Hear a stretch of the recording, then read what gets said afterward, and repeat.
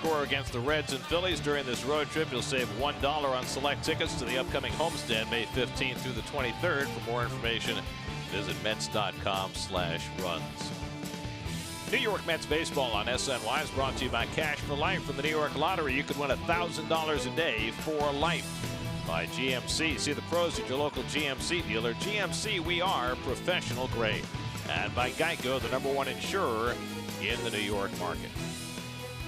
Get the Citi Field for Star Wars night, Saturday night, May 19th, when the Mets take on the Diamondbacks. The first 25,000 fans in attendance will receive a Star Wars night Mr. Met as Han Solo bobblehead, courtesy of Citi. Purchase tickets at Mets.com/tickets. Your Coors Banquet timeless moment. This is Betsy Ross's house. Betsy, who's sewed the first U.S. flag, and that's not Betsy herself. I was going to say she's very slow. I mean, she looks awfully good for her age, but no, that's the Betsy Ross house where somebody is always sewing a flag. 13 original stars, 37 more now, all flying tonight. First pitch coming up.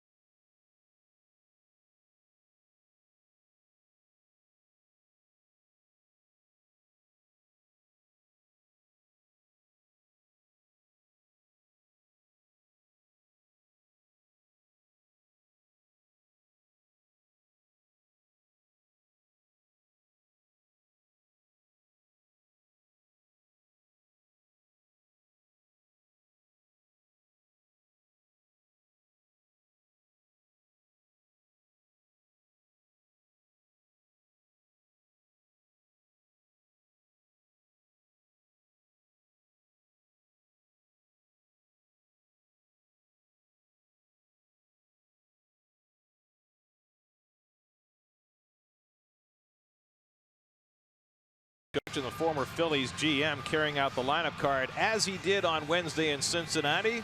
There are the pesky lineup cards. You see the computer generated version that goes to the umpire, the handwritten version that stays in the dugout, and last minute checks, streamlining the process. As Mickey Callaway said, double, triple, and quadruple checking tonight before carrying that lineup card out to the home plate umpire Dan Bellino, who hopefully will have the right order in his pocket, as the Mets will have on their dugout wall. Do you find it interesting that Ruben is asking for the ground rules here? He was only the GM for 20 years, 10 years. I mean, come on. Hoping that nothing had changed since leaving. Jay Bruce is out on paternity leave. Todd Frazier's on the disabled list. Devin Meseraco gets his second start for the Mets. Dom Smith is here and in uniform, but not in the lineup. He was called up today to take Bruce's spot on the roster. Brandon Nemo leads off for the second straight game. Mets scored 7 runs their first game in Cincinnati, but only 3 combined in the last 2 games as they try to get their sleeping offense going in a place where generally the Mets have put on a home run show. It's interesting. Wilmer Flores has always hit great in this ballpark. And Mickey Callaway, before the game, asked if Reyes and Flores were going to split time at third base with Frazier out. He said, you know what, the way our offense is going, probably going to go with the bat and go with Wilmer. And they'll be going up against one of the better pitchers in the game in Jake Arrieta, who's had a good lifetime record against the Mets, but couldn't beat them when it mattered the most. That's right, in the NLCS. Toyota numbers for Jake Arrieta in his 6 starts this year, but in his last 100, he's 57-25, and that includes a couple of no-hitters in a Cubs uniform. Defensively for the Phillies, when you look at their infield, Cesar Hernandez, Carey and I were talking about him before the game, maybe the most underrated player in the National League. Kingery playing for J.P. Crawford, who's out, Santana and Franco on the corners, and Alfaro's been great behind the plate. Now, their outfield defense, I don't think is that great. Not a lot of range by Hoskins. Herrera is an infielder, turned into an outfielder, but for 3 or 4 seasons now. And Altair has really solidified himself in right field. Phillies started out the year 1-4. They are 21-11 since, the best record in the National League. Their starting pitching has been outstanding. Their bullpen has been pretty good. Their offense has been great of late. And I think everybody's a little bit surprised that the Phillies have come along as quickly as they have. Yeah, they have come quick. What did you say? 32 runs they scored in the 4-game sweep of the Giants by Gabe Kapler's team. And tonight they have one of their aces. I think Aaron Nola has been their ace also. But Arrieta's got a ground ball rate of about 60%. Keeps the ball down. Great movement. Control issues can be a problem for Jake. And his strikeout rate is down significantly. And I wonder whether that's in part because of the late start he got. It's not signing to the middle of March. Yeah, it's really hard to judge him without a spring training. Brandon Nemo will lead off. He was on base 3 times in Wednesday's game, so he's back in the leadoff spot again tonight. .453 on base percentage, which would be tops in the National League if he had enough plate appearances. Arrieta set to go. And his first pitch of the night is a fastball outside, and we're underway. Nemo, Cabrera, and Cespedes. I promise you that's the order for the Mets in the opening inning.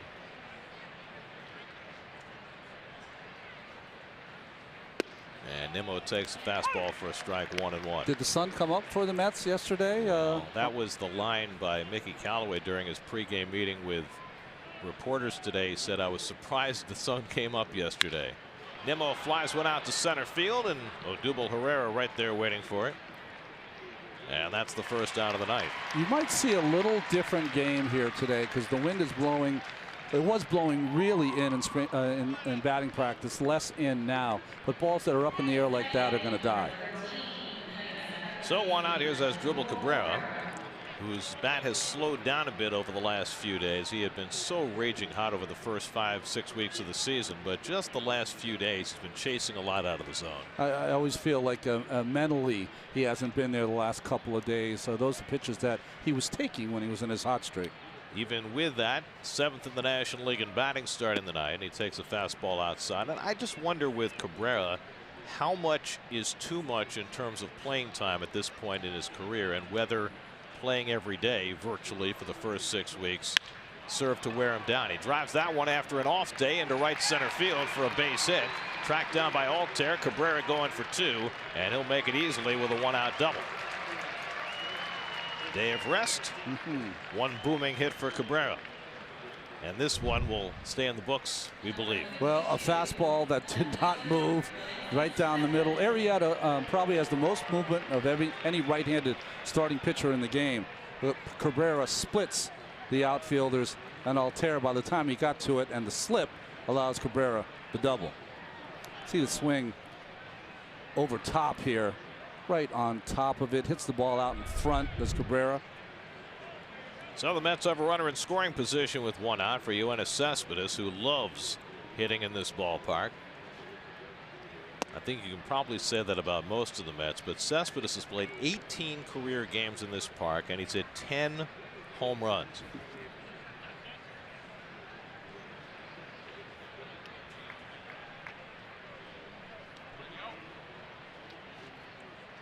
The only time a Met player got to 10 home runs in a particular ballpark faster, Dave Kingman at Three Rivers Stadium in Pittsburgh hit 10 homers in his first 12 games there as a Met.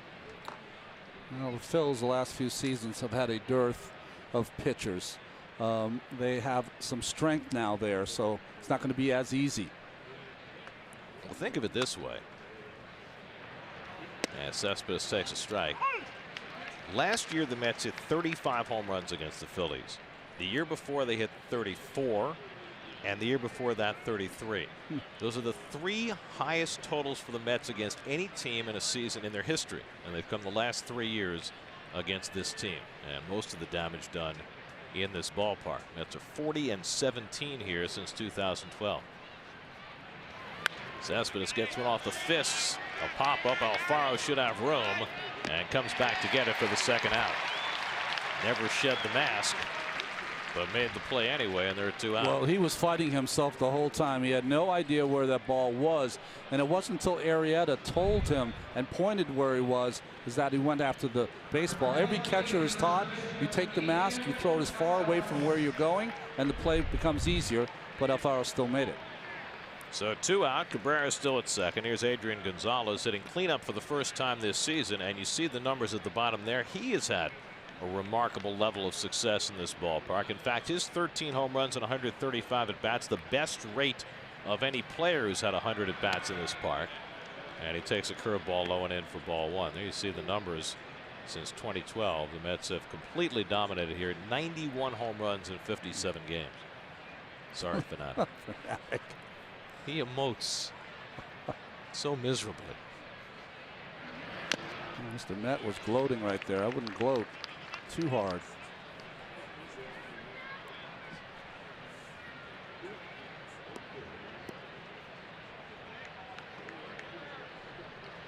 Gonzalez getting the start at first base today, despite the recall of Dom Smith.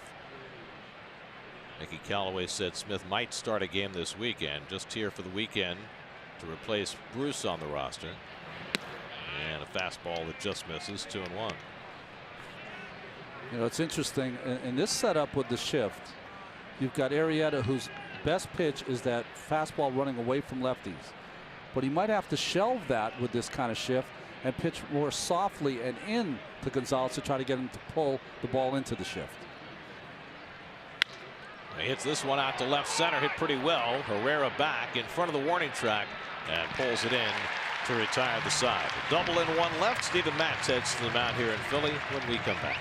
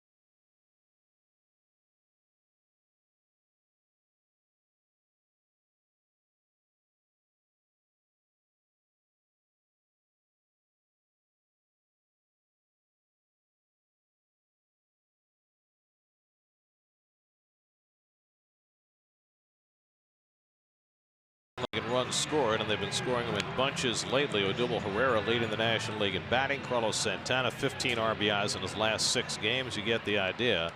And that's the task for Steven Matz tonight, to hold this hot lineup down. Talking about his last start against Colorado, 6 innings, only a run earned. Those are his Land Rover numbers through 6 starts for Steven. The vastly underrated Cesar Hernandez leads off and takes up and away for ball 1. You know, the thing about calling guys underrated, if you do it enough, they get overrated. Exactly. So we'll do our best. But Hernandez has been a terrific leadoff hitter for the last 4 or 5 years for Philadelphia, always posting on base percentages around 370, 380. He's at 388 this year. Perfect table setter for this lineup. And has enough pop that he's a little bit of a threat.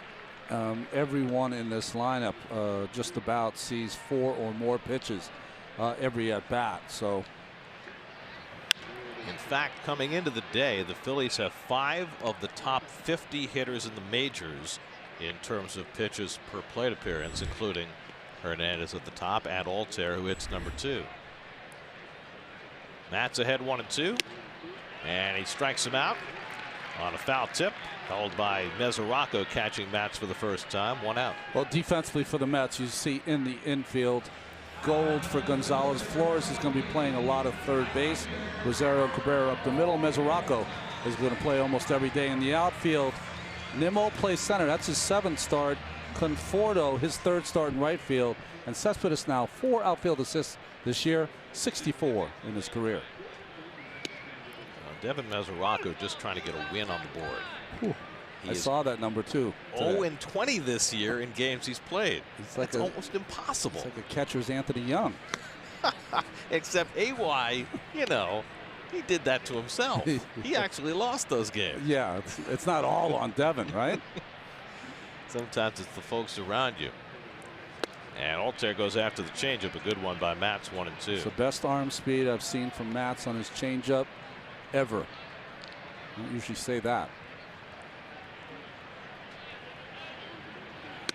And check swing, and Altair went around. Strike 3. First base umpire Ben May punches him out. And Matz has back-to-back strikeouts to start the night. So what goes with taking a lot of pitches and getting to 2 strikes is the strikeout. And the Phillies do that a lot also. Good call. 3rd highest strikeout total for the Phillies hitters in the league. 2nd highest walk total. This guy's a little different. Odubel Herrera, more of an aggressive hitter, although he has become a more patient hitter. And with that, leading the league in batting at 353. Well, the signing of Carlos Santana to that 3-year, $60 million, I think is a big part of that, because he's a very patient hitter, and I think he's made some of the Philadelphia hitters more patient.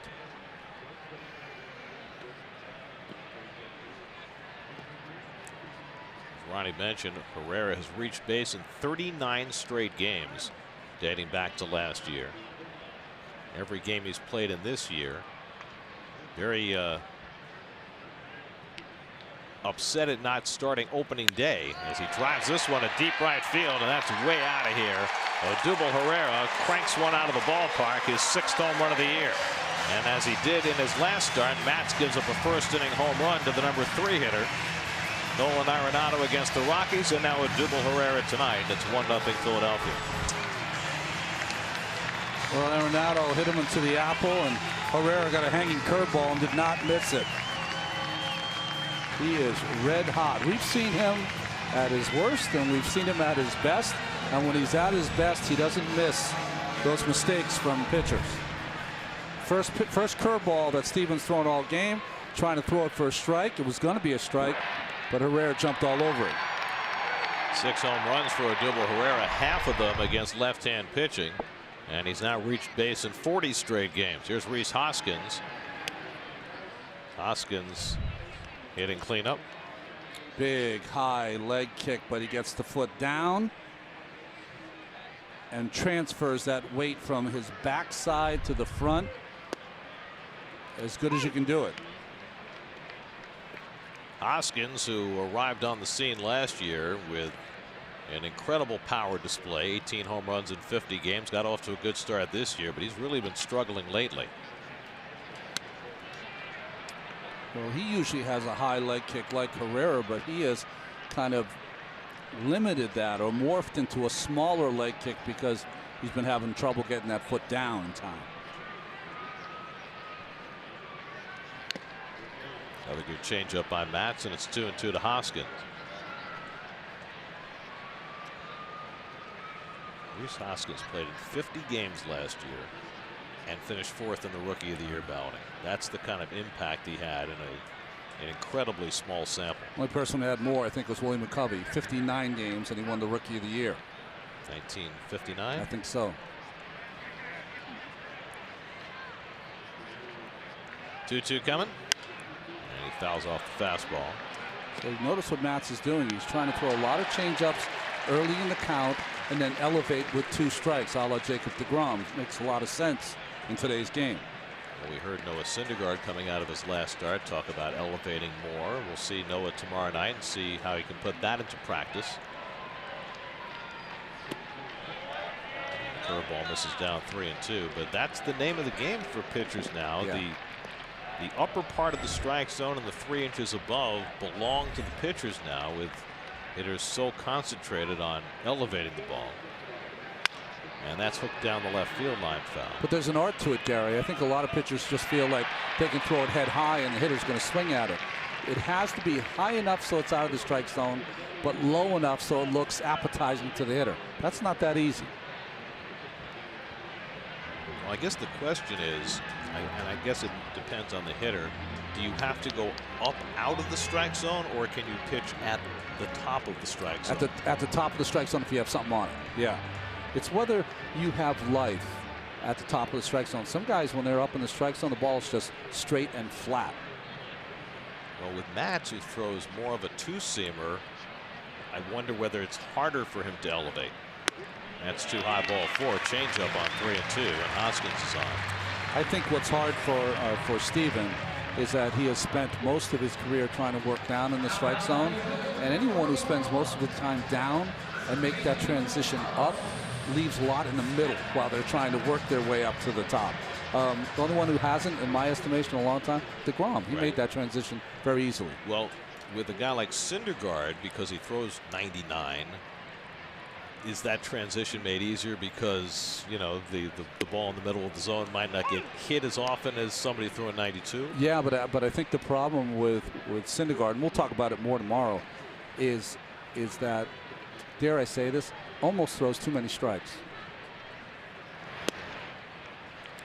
Carlos Santana takes a strike. Every hitter that gets in the box knows that Noah Syndergaard is going to pour strikes, rain down strikes on you. So they are ready to hit and ready to swing.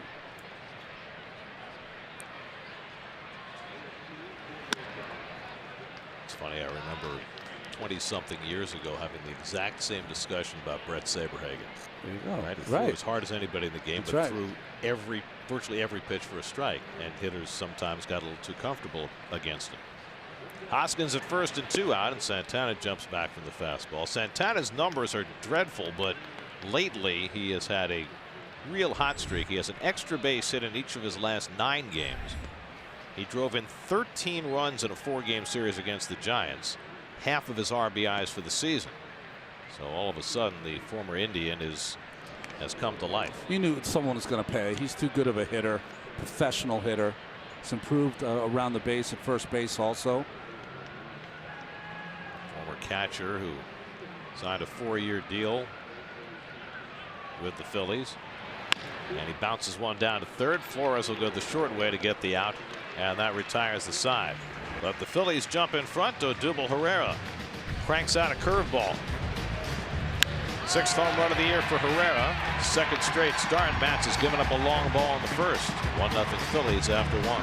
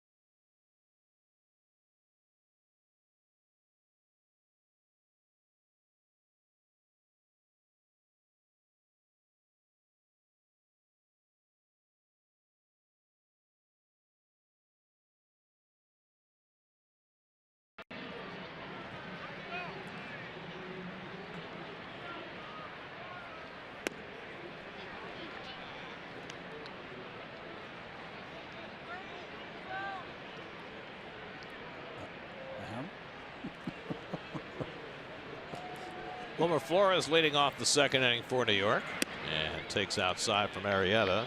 2-0. Wilmer just 5 hits in his last 30 at bats. His 14th start of the year, second straight at third base, filling in for the injured Todd Frazier, who's down with a hamstring injury. And he pops one up behind the plate. That'll go out of play. 2-1. Michael Conforto on deck, then Devin Meseraco for the Mets in the second. You know, Gary, what makes Arrieta so difficult to hit? It's like a catch-22. He throws across his body, and the ball has so much movement. But he has a hard time throwing the ball to his glove side, which is outside to the right-handed hitters. If he's got that locked in, then he has a great game.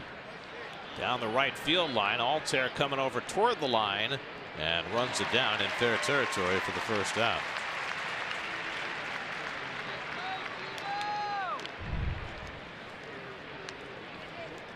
The long, lean strides of Mr. Altair made that look easy. He was playing in right center, had to cover a lot of distance.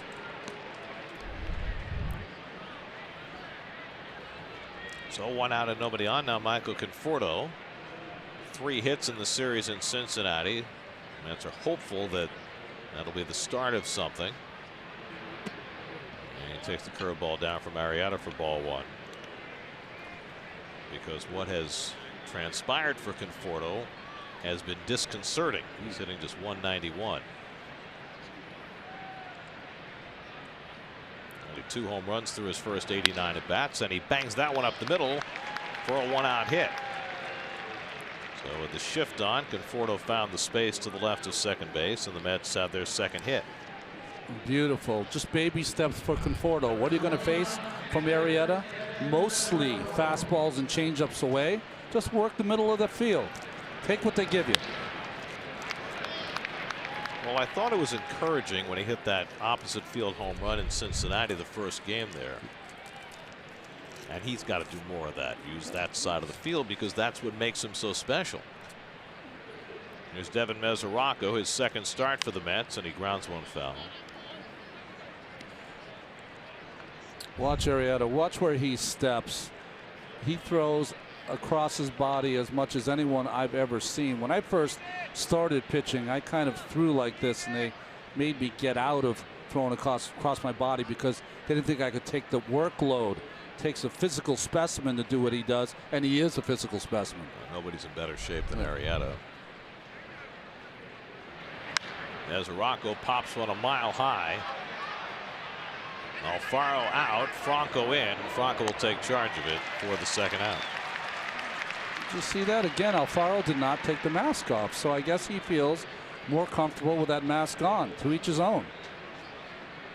They've been raving about his defense. He hasn't caught fire yet offensively, but he's got a hose, and his calling of the games have really delighted the pitching coach and the manager in Philadelphia. Yeah, because when Alfaro first came to the Phillies, he had the great arm, but his catching skills were a little sloppy. Right. Here's Steven Matz, 1 for 9 at the plate this year, and he bounces one up the line. That'll go foul.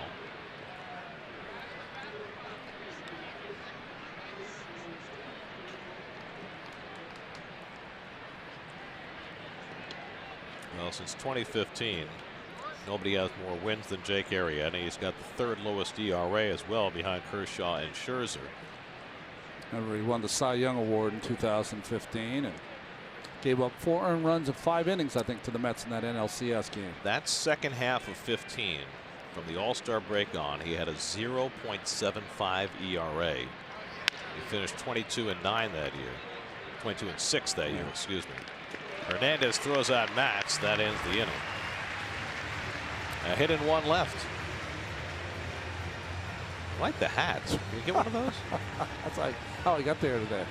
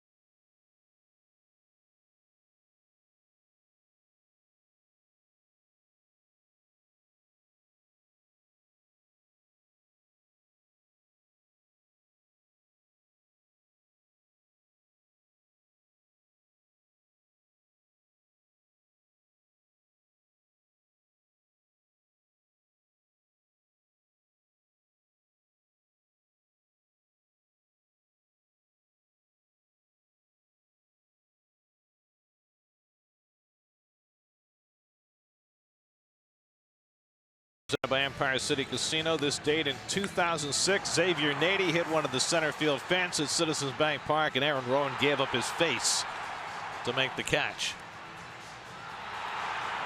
They've since padded that area where Rowan suffered facial fractures, but that was, and as I recall, it was a 1-0 or a 2-0 game. I think it was 1-0. Gavin Floyd pitched 5 innings. It was a rain short game. Yeah. Steve Traxel pitched for the Mets that night. That's the only time you get a game under 2 hours for Steve, was to make it 5 innings. Well, you know, Jim Cott says the game should be 7 innings. That's right. If Kitty's going there, then I got to think about it. Michael Franco leads off in the bottom of the second. Steven Matz gave up a first-inning home run to Odubel Herrera, and Franco takes a changeup for a strike. Franco off to a good start after a miserable season last year. Tied for 4th in the National League with 28 runs batted in. Another of the young Phillies hitters who appears to be taking strides in the right direction as far as pitch selection is concerned. He bangs one through the vacated side of the infield, and he's got himself a shift base hit. I can tell you, I would have to be on some serious meds if I pitched in today's game. Because when you give up soft contact off the end of the bat and it's a base hit, you'd really have to mentally be tough to get through that over and over if it happens here, you know? Did you see the Matt Adams game-winning hit for the Nationals of course in I Arizona did. last night? Of course I did. Just a ground ball to short that wound up being the game-winning hit. It takes some of the weapons away from pitchers late in games, any time in the game. Here's Scott Kingery. Kingery filling in for J.P. Crawford, who's got an injured elbow, and Kingery has played all over the place for the Phillies in his rookie season and has been playing every day at shortstop recently. Off to a slow start offensively, hitting just .214.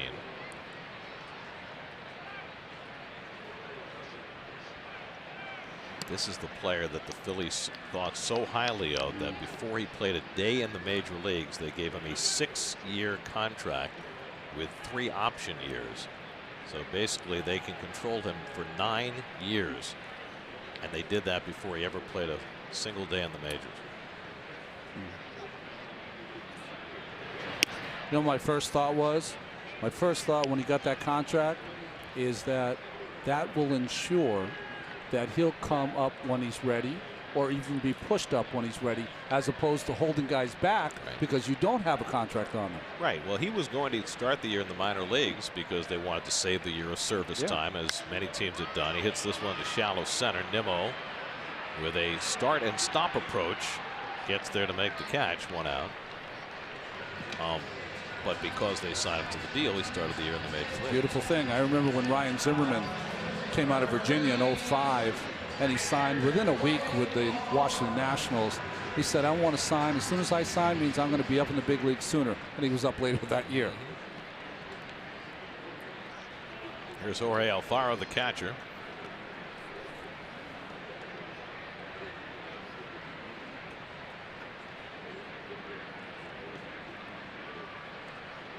Franco at first and 1 out. Matz has been doing everything he can to try and stifle the running game, which has been a big problem for him.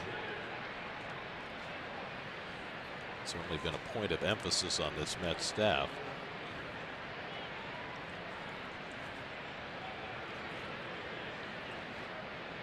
Of course, the Mets are also now on their 5th catcher inside of the first quarter of the season, with Devin Meseraco now expected to take over the bulk of the duties, at least until Kevin Plawecki is back. How they split the time after that remains to be seen. But for the moment, Meseraco is going to be the frontline guy.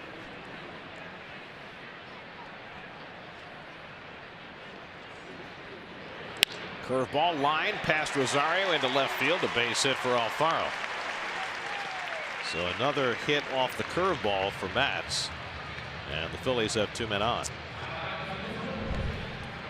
Again, another curveball that's not sharp. He's thrown one that was down and into a hitter that was sharp, and two that have hung in the middle of the plate. One was hit for a home run from Herrera, and there a good base hit by Alfaro. Now a tough call for the Mets on how to play the infield here, because most pitchers you figure first and second, one out, they're going to bunt. Not Arrieta, not necessarily. This guy has 5 doubles in his career, 4 triples, and 5 home runs. He's won a Silver Slugger. He can rake. And the Mets have Gonzalez way in at first, and Arrieta's not bunting on the first pitch, and he takes a fastball outside. I wouldn't bunt him either. I don't think I would either. Or at least I'd give him one swing, then maybe a bunt, and if he doesn't get it down, then a swing again.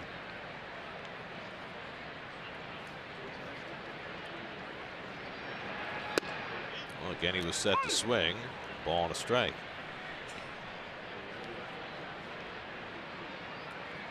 See if we can pick up the signs from Dusty Wathan over there at third base.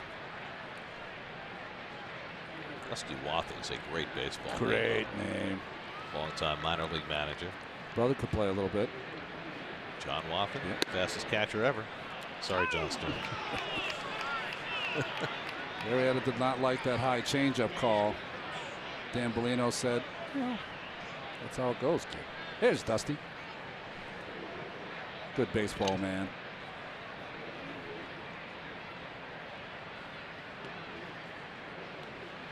Never the hint of a bunt, and Arrieta hits a potential double play ball out at second. Cabrera's turn in time for the double play. Well, that sometimes happens if you don't bunt. 6-4-3 double play gets Mats out of the inning. 1-0 Phils after 2.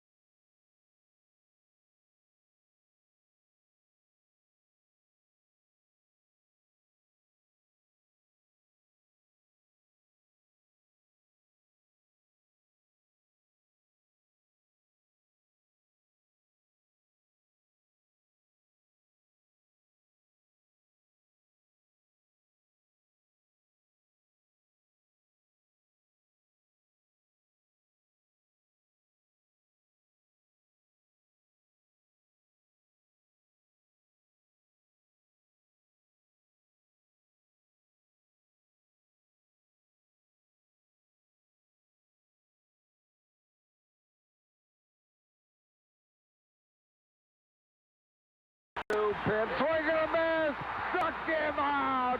The Philadelphia Phillies are 2008 World Champions of Baseball.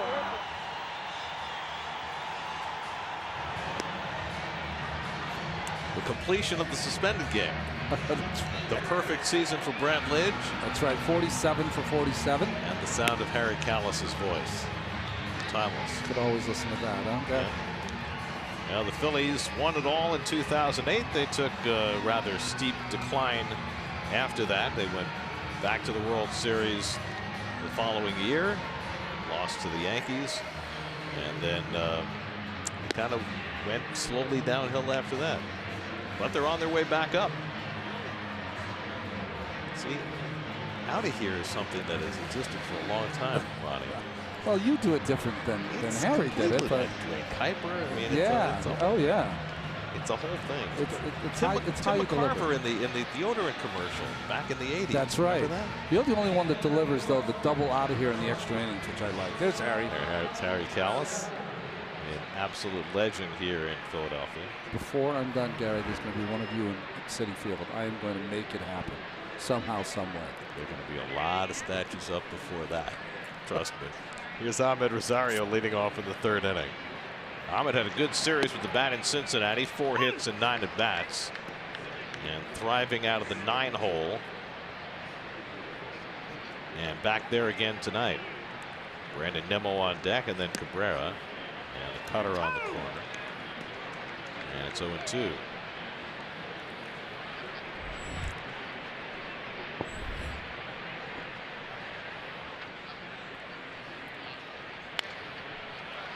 You know, maybe it's kind of hard to see on the television sometimes because all the athletes are so big on the field. But Arrieta, when you meet him in person, he looks like a tight end in football. I mean, that's kind of how he's built.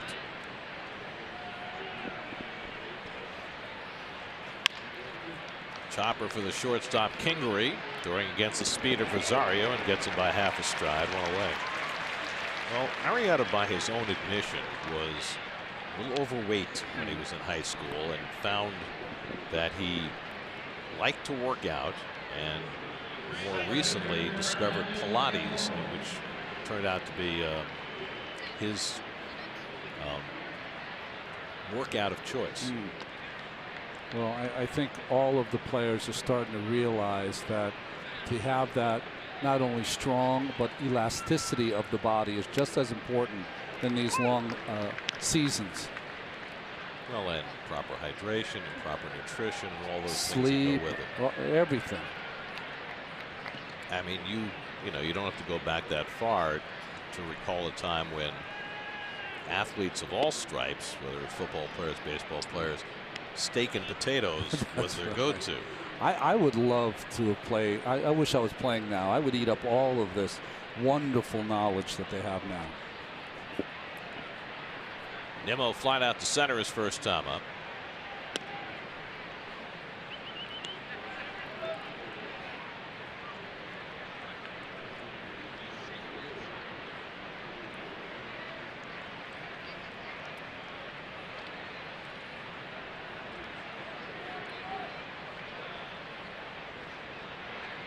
You know, you mentioned before Arrieta's lost to the Mets in Game 2 of the LCS in 2015, and it makes me wistful to think about it.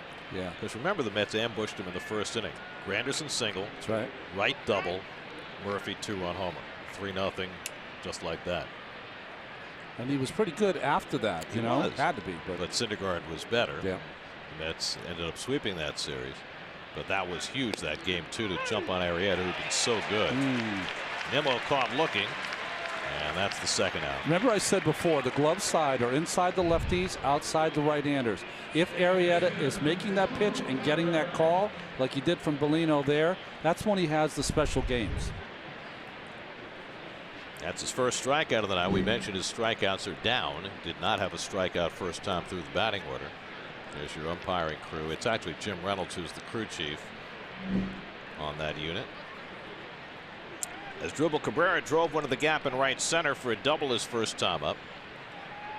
A 1st inning double that fully counted.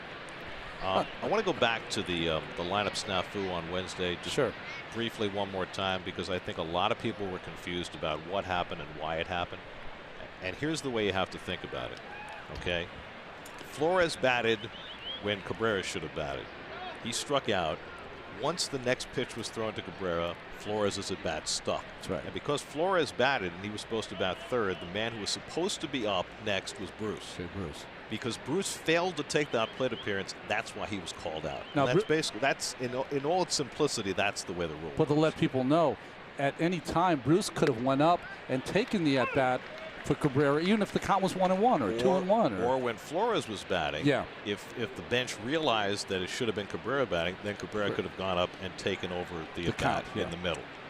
So I think of all the things that that transpired coming out of that, those are the things that were the most confusing, because even Mickey Callaway wasn't aware that, because he said, we realized it as soon as Flores was announced, but then it was too late. But it wasn't too late. They could have made the change, and I think he's studied up on the rule that and knows that now.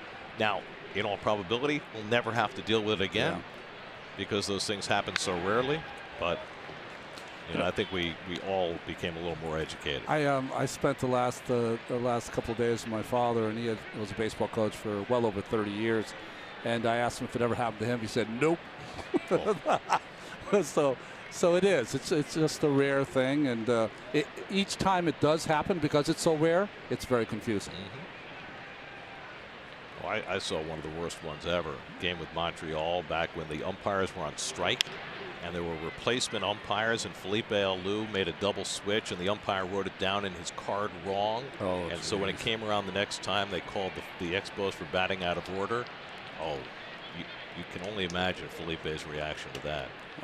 I think it was 45 minutes before they started the game again.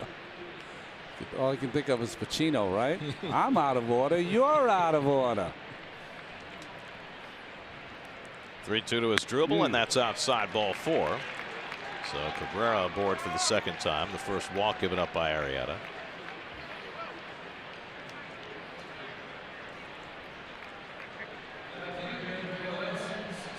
Now Cespedes, who was not in the lineup on Wednesday, day game after a night game, but now after 2 days off, in the lineup tonight. And as Mickey Callaway acknowledged, and is obvious from watching Cespedes on the field, he is not 100% as far as that quad is concerned. Running half speed on the bases and in the outfield most of the time, but right now with Bruce and Frazier out, they just don't think they can afford to sit him.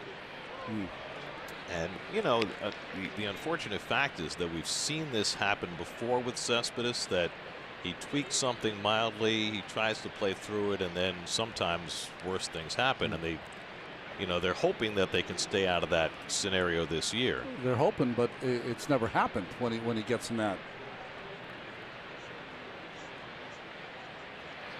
He hits that one sharply. Kingery can't get it, base hit. Hit it right through the shift that time. A bullet off the bat of Cespedes for the Mets' third hit, and the Mets have 2 on with 2 out. You know, we always spend a lot of time talking about exit velocity on a home run. We should spend just as much time talking about the exit velocity that beats a shift. They had a shift ready to contain him, but the ball was hit so hard, no shift can contain that. That one was 106 miles an hour run. There you go. 100 plus. So 2 out and 2 on. Mets down a run in the third. And now Gonzalez, who flied out to center his first time up. Adrian has 2 career home runs against Arrieta.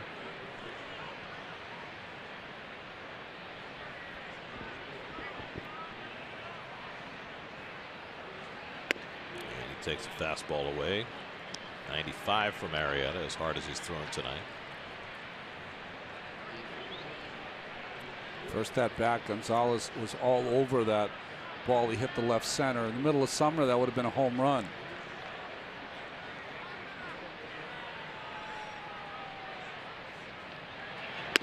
It's not quite summer yet. It's very pleasant tonight. It's supposed to be a little warmer tomorrow, and then it's supposed to be very cold on Sunday. I saw the game in Chicago today against the White Sox and Cubs at Wrigley Field. The people in the stands were freezing. That's supposed to be here Sunday. Arrieta behind on Gonzalez, 2-0. And Adrian takes the off-speed pitch for a strike, 2-1.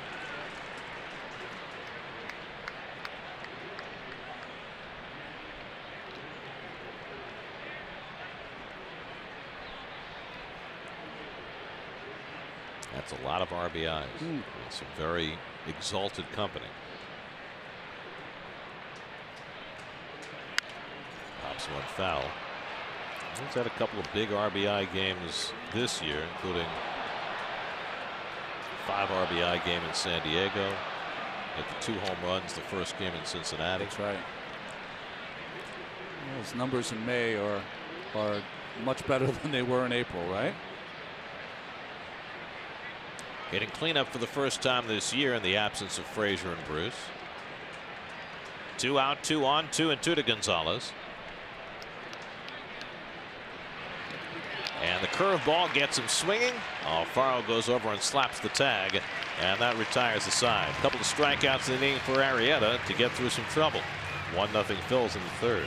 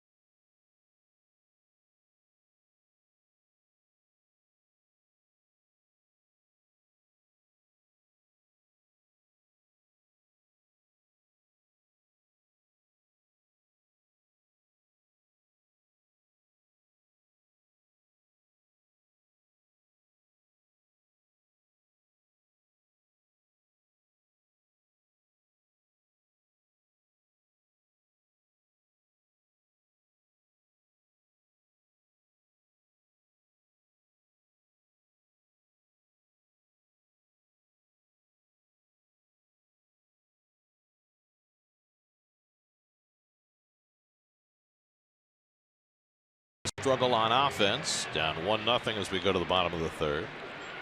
Nice sunset developing. Is that the Ben Franklin there? Very nice. Well, you got your Ben Franklin that basically goes into the middle of the city. You got your Walt Whitman that comes down more into this area. That's right. And then the secret is the Betsy Ross Bridge, which is a little further north. Very few know that one. You know, you have to, got to be with the cognoscenti. Cesar Hernandez leading off in the home third. Second time around the batting order for Matz, who struck out Hernandez his first time up. And he laces one up the middle, a base hit. Long run for Nemo to chase it down, and he gets over there to hold Hernandez to a single. So the fourth hit against Matz, a leadoff single for Hernandez in the third. Here's the road ahead, presented by GMC. Night game tomorrow, day game Sunday. Then the Mets have an interleague series with the Blue Jays starting on Tuesday night. The return to Citi Field of Curtis Granderson, who's off to a very nice start for the Blue Jays, who have a lot of other problems. Yes, they do. Blue Jays and Diamondbacks and Marlins on the next homestand. I mean, their starting pitching has been dreadful. They just lost their closer, Roberto Ozuna, who was arrested on a domestic violence charge in Canada and may be out for a long period of time. They hit home runs, though, those Blue Jays. They do. But in that division right now, with the way the Red Sox and Yankees are playing, it's going to be awfully hard for them to keep up, you would think. Altair struck out his first time up. Toronto's playing the Red Sox, I believe, tonight. I mean, both the Red Sox, Yankees are what, 16 games over already? But Blue Jays are up.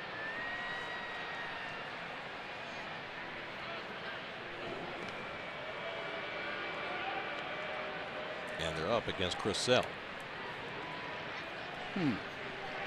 There he is. He's big, he's green, he's very funny. That's going upstairs to get a strike on Altair, and it's 0-2. Aaron Altair, born in Germany, grew up in Arizona. A nice breakout season last year. Hasn't hit much so far this year. Ron Gardenhire, I remember, was one of those rare players born in Germany. His dad was in the military. I don't think Altair's family was in the military, though, were they? Your father was a soccer player, maybe? Yes. German soccer star.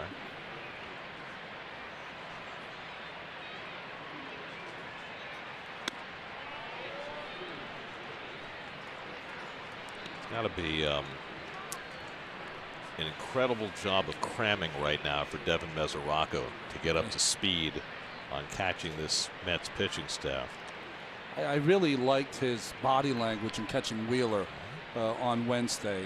It's almost like he gave him a big bear hug and said, "We'll get through this together," and they did. Well, Devin spent his entire career in one organization. That in and of itself is wrenching no matter what position you play, but as a catcher, changing organizations in midstream, that's an entirely different level. Yeah, and probably a whole different kind of language that another team will speak to get prepared for a game. I thought it was interesting today, before Mickey Callaway met with us, all the pitchers and catchers were in one room, and it was almost like they were trying to get up to speed. Punxsutawney still makes his offseason home in Punxsutawney, right next to the groundhog. Struck him out on a changeup. Second time that Mats has gotten Altair, and his third strikeout of the night. Again, the arm speed of Steven on his changeup is quite good tonight. See the grip, comes off the fingertips, the downward movement, and the change of speed both fool Altair. Now he's got to get work on his curveball arm speed. That's the next door to unlock. Well, he hung a curveball to Odubel Herrera his first time up, and Herrera hit it back in the seats in right field for his 6th of the year. And the 40th straight game in which Herrera's reached base dating back to last year. Starts him off with a high fastball. See the changeup grip right on the fingertips. And I love the down movement, the change of pace, and the location. You can't get any better than that. So when you talk about the arm speed, is that just a mental thing of not slowing down your arm, or is it something physically that you have to do different? Well, I think what happens for a lot of pitchers, Gary, is they try to help it turn over. So as they're throwing the pitch, they start to, like, let me turn it over a little extra. Let me take a little off it. That's not how you throw a changeup. You take the grip, and that's all it is. It's fastball, thought, and mind process, and the grip takes care of the pitch. Not your head, not the way you throw it, just the grip. It's all that matters. Now, Tommy Glavine, people like that, they can change speeds on the changeup. Well, that's an art form. There goes the runner. Meseraco's throw right on the money, but can't be handled by Rosario. And Hernandez has a stolen base, his 7th of the year. Don't know if he would have had a chance to get him if Rosario catches that ball. He did get rid of it awfully quick and almost made a great play out of not having a chance. Rosario a little sloppy, because if he had kept that ball, he could have kept the tag on, and Hernandez could have been out.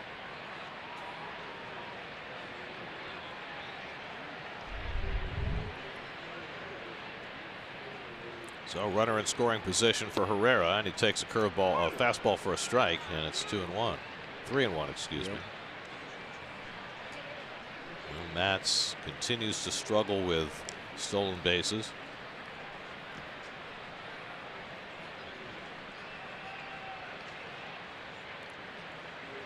But that's really been a staff-wide problem with everybody except DeGrom for a few years now. That's outside ball 4, and Herrera's on for the second time. A second walk given up by Mats. You know, my feeling, Gary, being a big, tall, right-handed pitcher, I give them a bit of a pass. But if you're a left-handed pitcher, I give you no pass if you can't hold the running game. You're staring right at the runner. You have to develop some kind of pickoff move that becomes effective. And Steven will have to do that at some point, or you're going to have people in scoring position all night long. So how does a left-hander who does not naturally have one develop a pickoff? Work, work, work. Find someone who had a great one. Call Andy Pettit up and say, Andy, I'm going to fly to Houston. Will you teach me yours? Something like that. That's what I would do.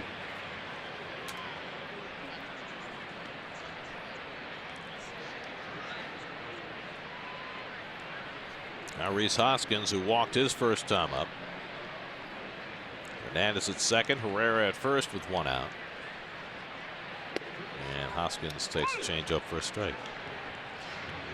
There's another look at that changeup grip. Look at the index finger. It's attached to the thumb with the circle, but not on the ball. So the ball's coming off the 3 outside fingers. That's amazing. Good shot, guys.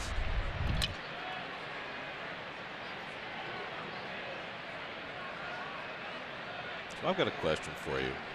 When you throw that circle change and you're holding it with the 3 outside fingers, the middle, ring, and pinky finger, which finger does it touch last?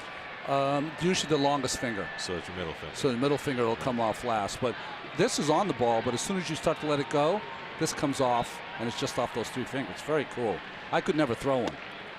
It's a real art form to be able to throw that pitch effectively and have hitters not and be able to throw it at the right speed, make it move. There's a lot of things to it. It's a much more commonplace pitch now yes, than it was is. when you were pitching.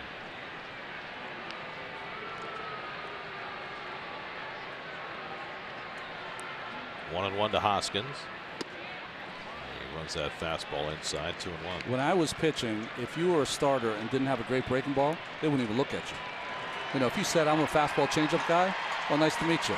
But you had to have a good hammer or they wouldn't look at you. Well, you know, Tommy Glavine, when he first came up, he was a fastball curveball guy. Right. And then he developed the changeup in the major leagues and became one of the best in the game. That's up and away, another changeup, and now it's 3-1 to Hoskins, and Matz is painting himself into a corner. Okay, this is where you got to simplify things. You have a home run hitter. He likes to lift the ball, likes the ball up. Go to your strength, your hard sinking fastball down and away. Have him try to pull it, put the ball on the ground. See if he can turn 2. That's got a double play grinder from the pitcher Arrieta to get himself out of trouble in the second. A little dicier here facing Hoskins with Santana on deck. And Hoskins pops one up into shallow center. Reached for the 3-1 changeup. Nemo having trouble finding it, but he locates it in time and gets the out. That was scary.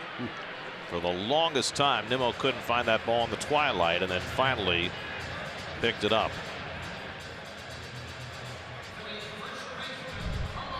Well, excellent pitching by Matz. Tough pitch to throw, 3-1 changeup, but he threw it for a strike.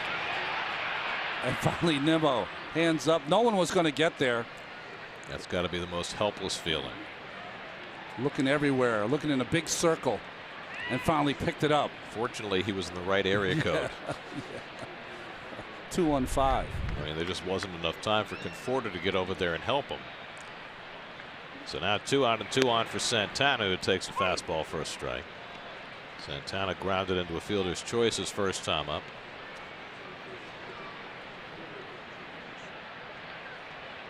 That is a very high OPS with runners in scoring position against Steven Matz.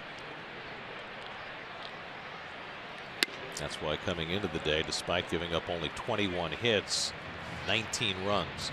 Well, you know, if you watched him in that at bat against Rhys Hoskins, he stepped off the rubber twice because they've been trying to work with him to put a little more thought process into what he's trying to do on these really important at bats with people on base. And Santana pops it up. Nemo this time able to locate it quickly. And that retires the side. Strong work by Matz getting Hoskins and Santana on short fly balls to get out of trouble. Still 1-0.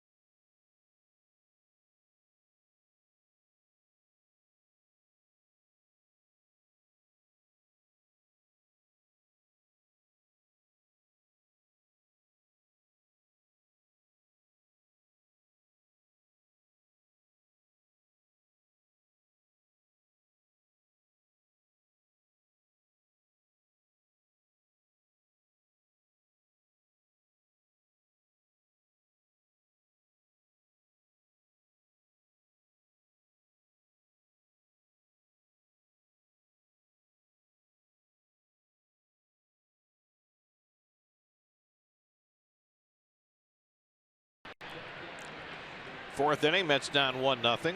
Wilmer Flores leads off against Jake Arrieta and takes up and in for ball one. Wilmer flied out to right his first time up. Flores, Conforto, and Meseraco for the Mets in the fourth. That's about a couple of runners in scoring position tonight, unable to convert against Arrieta.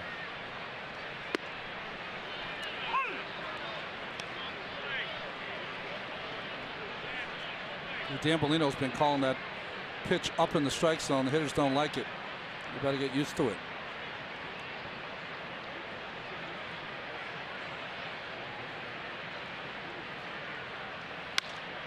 Wilmer flies one down the right side, slicing away and beyond the reach of Altair, a foul ball. On the reach of our sight, too. Well, that's why I stopped talking for a moment there. Nice effort by Altair, who caught a fly ball from Wilmer his first time up along the right field line after a long run. Here's your Spectrum high-speed pitch for the night. It is a tie run. Not a tie on the scoreboard. It's not quite as exciting as the freeze, but it's a good competition. Curveball off the plate. It's 2-2 to Flores. Jake Arrieta, now 32 years old.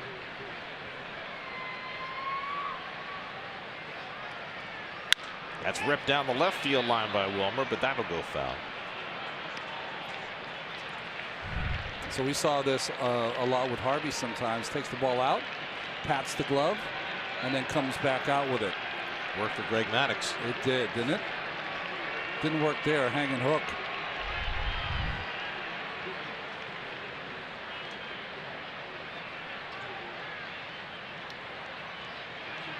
And Wilmer chases the cutter for strike three. Third strikeout for Arrieta. That was nasty.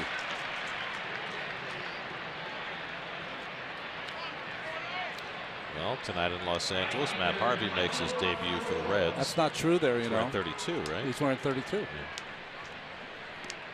Yeah. You see the interviews with him yesterday? I did see the interviews with him. Like a different guy. Like he went to a spa or something. Been let out of jail or something. Here's Michael Conforto, who had a base hit up the middle his first time up. And he drives this one to center. Herrera going back to the warning track to get it. And Conforto played well over in left center on a hard hit ball, and that's the second out. And another good sign for Conforto, who's starting to hit the ball solidly the other way. Let's go to Steve Gelbs, whose report tonight is brought to you by Volkswagen. Steve? Well, Gary, the guy that Matt Harvey was traded for is stepping up to the dish right now, and Devin Meseraco. Suffice to say, it's been a crazy few days for Meseraco, and as nutty as Tuesday was, yesterday may have taken the cake. He stayed back in Cincinnati to pack up his entire house with his son, his young son and his wife, a task that was made all the more difficult, by the way, that he was trying to watch video of his new pitching staff while packing his house. Eventually got everything done, got set for a 6 p.m. flight to Philadelphia. Only issue, that flight got significantly delayed, so Meseraco switched his flight to an 8 p.m. flight into Newark. That got delayed till 11:30, didn't take off until then, landed in Newark at 1 a.m. He didn't get down to Philadelphia until 3 a.m., but as for now, everything's set. Well, the good news on Devin Meseraco is that he's finally healthy. Yeah. He was able to spend last winter working out regularly as opposed to rehabbing an injury for the first time really in 3 years. Labrum surgery on both hips, shoulder surgery to his non-throwing shoulder. He's had all sorts of issues to deal with. Ranging wide is Franco. Ball comes up for him, and he throws out Meseraco to retire the side. First 1-2-3 inning of the night for Jake Arrieta. 1-0 Phillies in the fourth.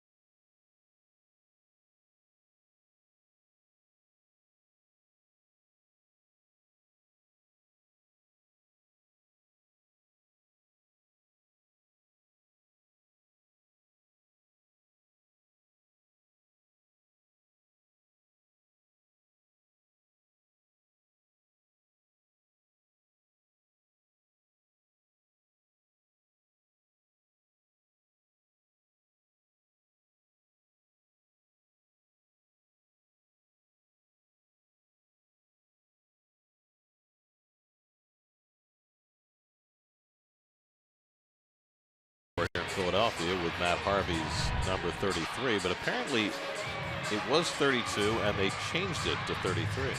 Well, I mean, 32 is the number he was given because Winker has number 33, and maybe a Rolex exchanged hands or something. Some kind of deal might have been worked out. If I were him, I'd go all new. Forget about the old number.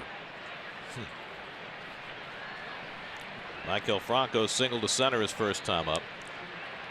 You know, the problem sometimes is, and I don't think this is the case with Matt necessarily, but players sometimes have jewelry that is made out in a certain number. Ricky Henderson, when he went to Toronto, had to pay off Turner Ward some significant amount of money, which was worth it to him to keep his number 24 because he had, you know, a lot of 24s in his jewelry box.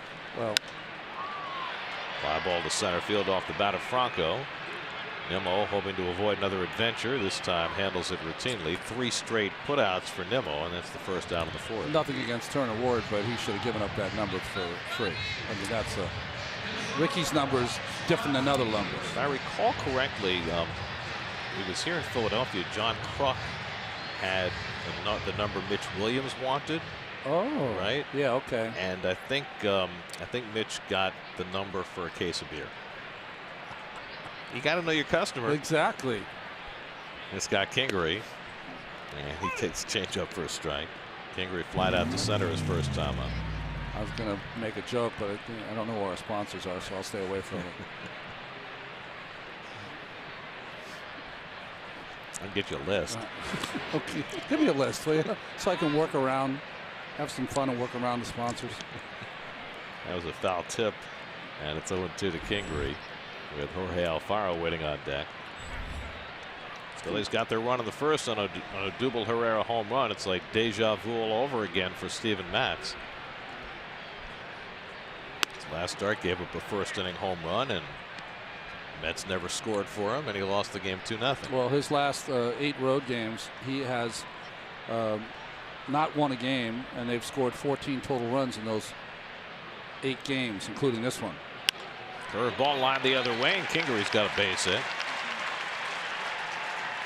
So a 1-out single for Scott Kingery, the 5th hit against Matz. Matz has probably thrown a half-dozen curveballs. 3 of them have been hits.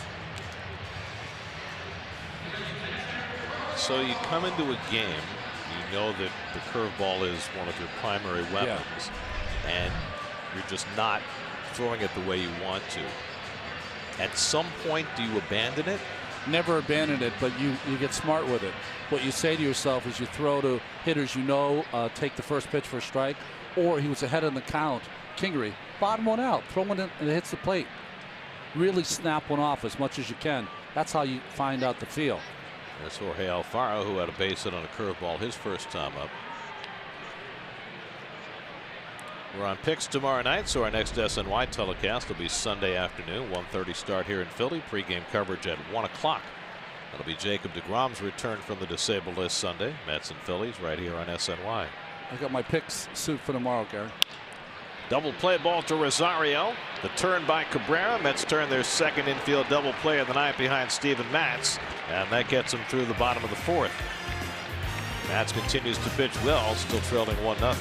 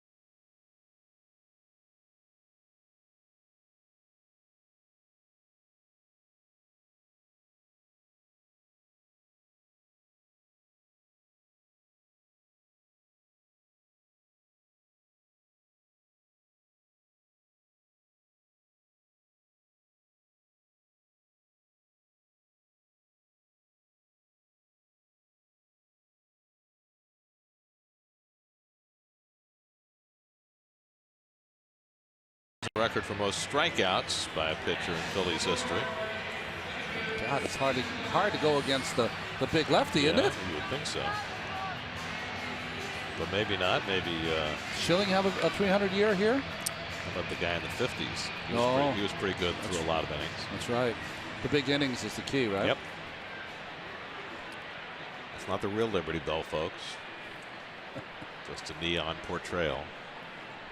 Steven Matz leads off the 5th inning against Jake Arrieta.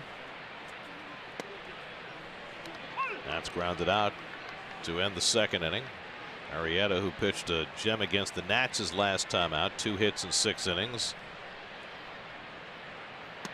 Throws a curveball outside 1-1. Arrieta making his 7th start. He's really only had 1 bad one. Rosario on deck, and then Nemo for the Mets in the 5th. And this is without a proper spring training. I mean, you think about the Phillies pitching staff before Arrieta's arrival, with young talents like Aaron Nola and Vince Velasquez and Eichhoff and Eflin and all these guys. As Matz is thrown out by Hernandez, 1 away, and he really gives them a veteran presence, and not just a guy who has been successful, but a guy who was profoundly unsuccessful at a certain point in his career and had to remake himself. Unsuccessful, tough pitching in that AL East at that time. Now successful, Cy Young Award winner, guy who's thrown no-nos, guy who keeps himself in incredible condition, a professional, works hard. All of those things rub off on young pitchers. 3-year, $75 million deal, and a front-loaded deal that he can opt out of after 2 years. So works for him, works for the team in terms of not giving him too many out years at age 32.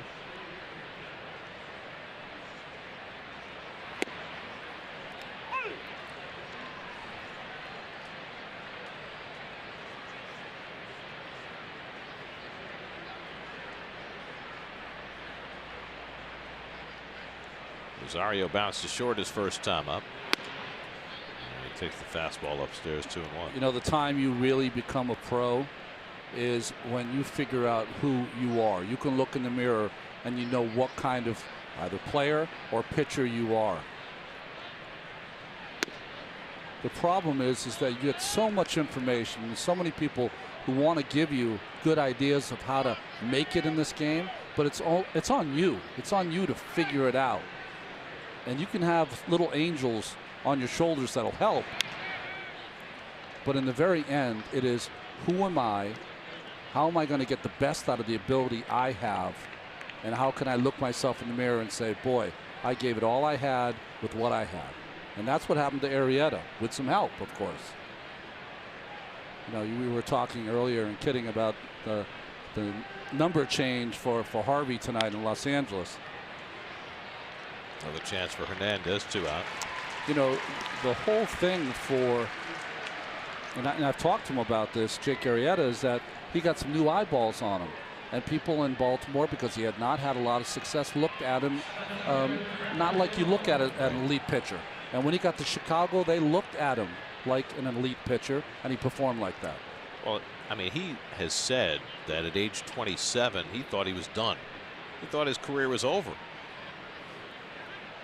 And he was able to find the wherewithal and the training methods and all the things that have made him into this kind of star just a few years later.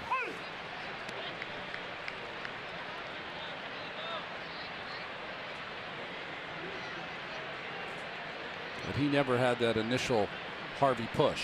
You know, he always just had struggles from the beginning in Baltimore. He's starting to just get loose, by the way, folks. TCU guy, right? TCU with Matt Carpenter. Played at TCU. Born in Missouri, but grew up in the Dallas area, Plano, Texas.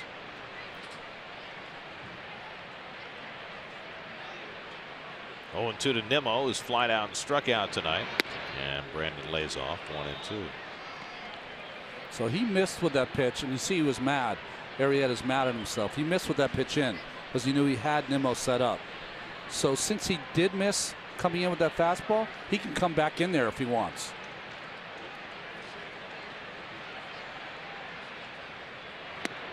And he strikes him out with a cutter. Arrieta has his 4th strikeout. He's now retired 7 in a row. 5 scoreless innings for Arrieta. Halfway through in Philadelphia, still 1-0 Phil.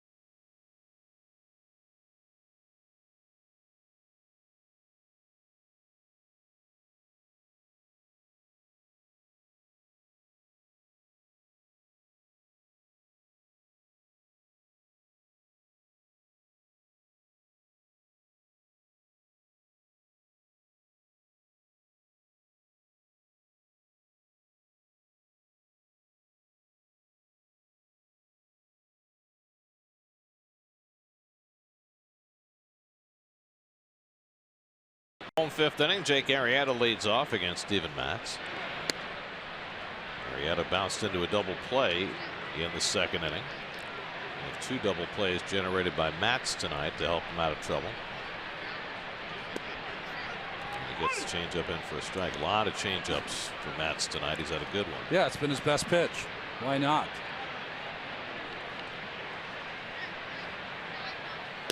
The other thing is against a Phillies team who, as we documented early in the game, takes a lot of pitches. He's gotten a ton of called strikes tonight. Yes, he has. Not on his fastball, though. And this is with a 2-1 changeup, and now he's behind 3-1. 19 called strikes already for Matz through the first 4 innings plus 1 batter. Cesar Hernandez on deck, then Aaron Altair. He's behind on Arrieta, 3-1. And he pours one in for a strike. Arrieta, dangerous hitter, 5 career home runs. Well, 4 triples. That's a lot. Right, for a pitcher? More than 1 is a lot. There's ball 4. So a leadoff walk to the opposing pitcher, not the way Matz wanted to start the 5th. That's his 3rd walk of the night. Watch every out-of-market regular season game live at home, in the office, or on the go with MLB.TV. Your subscription allows you to watch live baseball on your favorite supported devices. Blackout and other restrictions apply. Visit MLB.TV for details. Now Hernandez, who singled to center and stole a base in the 3rd, 1 for 2 on the night. Watch the push bunt towards second base. There's a better curveball from Matz. He'll try it sometimes because of the hold on by Gonzalez, Cabrera back. Hernandez will try to do that. He's one of the best bunters in the game.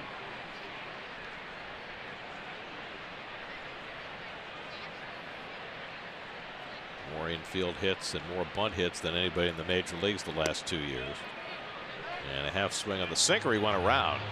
So Matz gets benefit of that call, and it's 0-2. Who do we have umpiring at first base? It'll be Ben May, who's been very aggressive on those swings. That's what I had written down. I don't know why I didn't believe what I wrote. Out to right field, chasing Conforto back a few strides. And that's the first out of the inning. They have a Ben who does the games here, right? Ben Davis? Ben Davis on TV. Maybe that's what confused me. You can tell him from the other color guy over there? Because the other one is Kruk. That's right, Krucky. Because Aaron Altair has been up twice and struck out both times. Working with our good friend Tom McCarthy on Phillies TV. That's right. Another outstanding changeup by Matz to start off Altair. I mean, Altair has swung through every single changeup. I mean, at some point, he's going to have to try to make an adjustment, or Matz hopes he doesn't.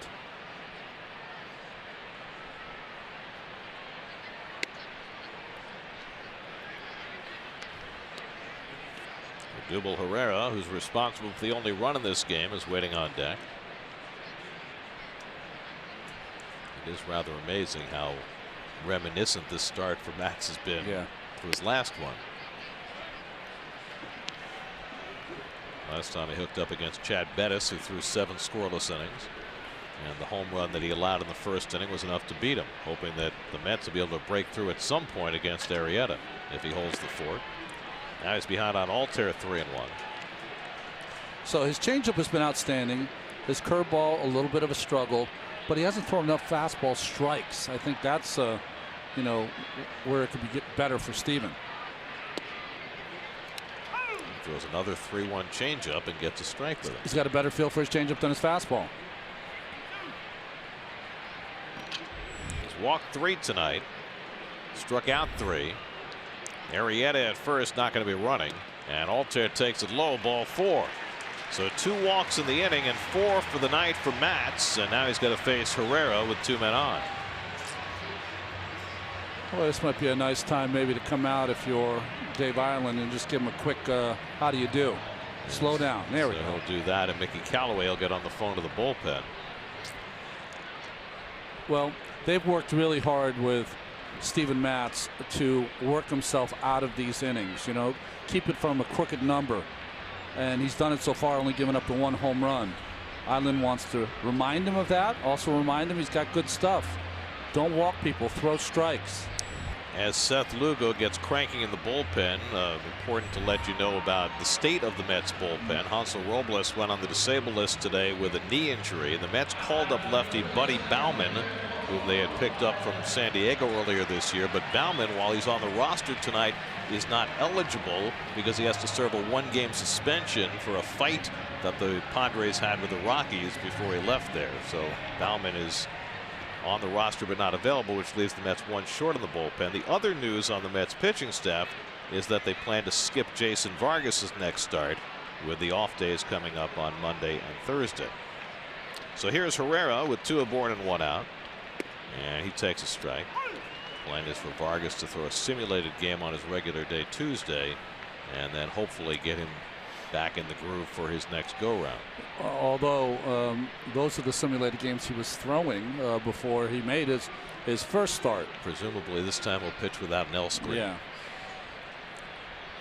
Herrera homered deep into the seats and right in the first, walked his second time up, and he hits a double play ball for Rosario to Cabrera, and too slow on the release by Rosario to get a double play, and Cabrera had trouble handling it second as well.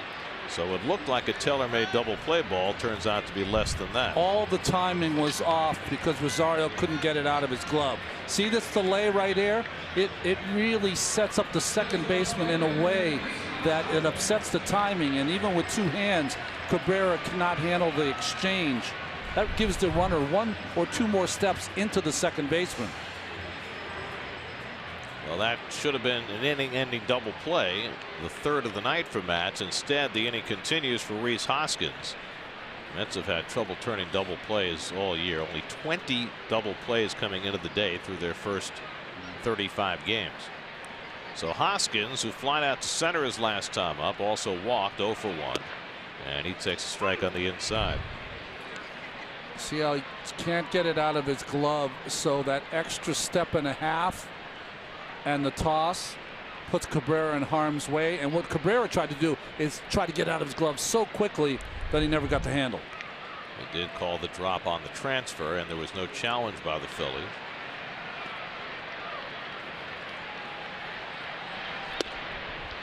Matz continues to work inside. The ball and a strike. Boy, if you're a Rhys Hoskins, it's almost like you have to sit on a changeup now. I know hitters say they don't sit on certain pitches, but boy, almost as many changeups as fastballs tonight for Matz. Arrieta at third, Herrera at first with 2 out. And the fastball away, 2-1.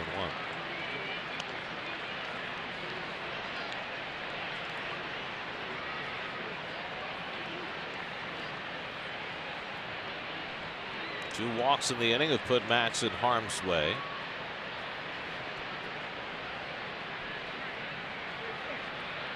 And Hoskins is hit by the pitch to load the bases.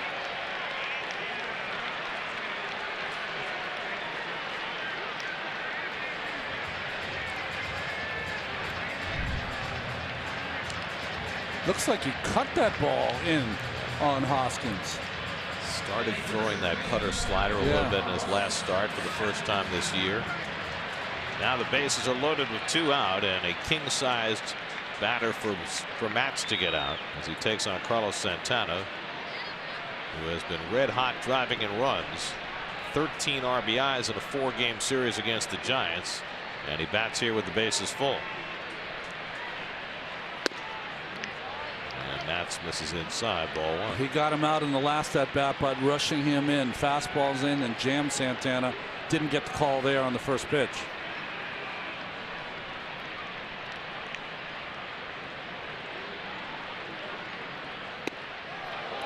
Runs that cutter inside. Now it's 2-0.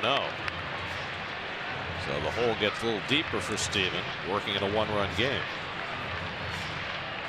Lugo has been throwing in the Mets bullpen. This could be his last batter if he can't get Santana. 91 pitches now for Matz. Comes a time in a game where it's mano a mano. Just have to go after him. And he throws a 2-0 changeup and missed with it, and now it's 3-0. Or not mano a mano.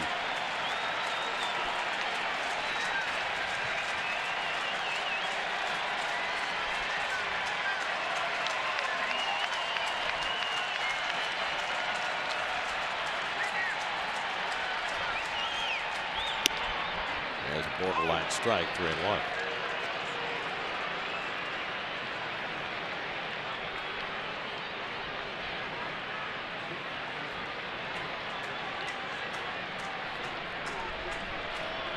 Bases loaded, 2 out. 3-1 coming. And Santana pops one up along the line. Long run back. And Gonzalez can't get there.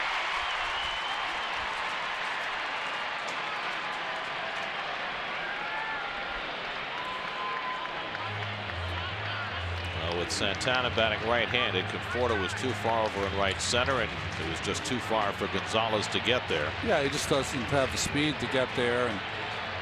But really should be out of the inning. A double play not turned has been one of the Achilles heel for the Mets all season long, even through their hot streak. So now the merry-go-round will be in motion for the Phillies. Arrieta, Herrera, Hoskins, the base runners will all be moving with 3 and 2 and 2 out. Matz has worked his way back from 3-0 to get to 3 and 2 against Santana.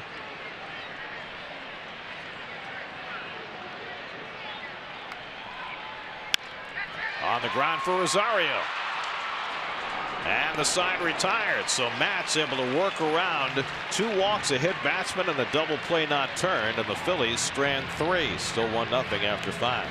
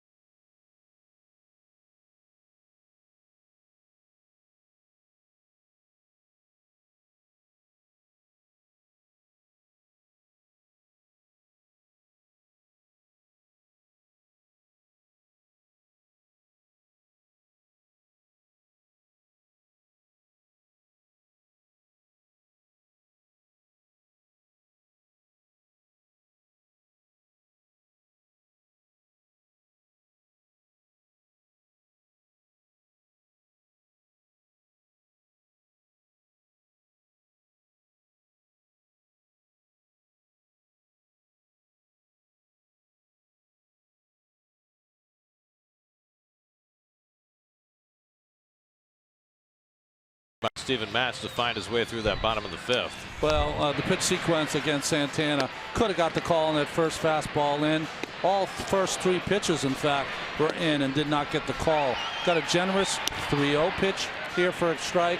Santana might have went out of the strike zone and then finally pitch in. Boy, you asked me if it was a fastball. I thought it was. Now, in retrospect, I don't know if it was a cutter or a changeup. Whatever it was, it jammed Santana and worked.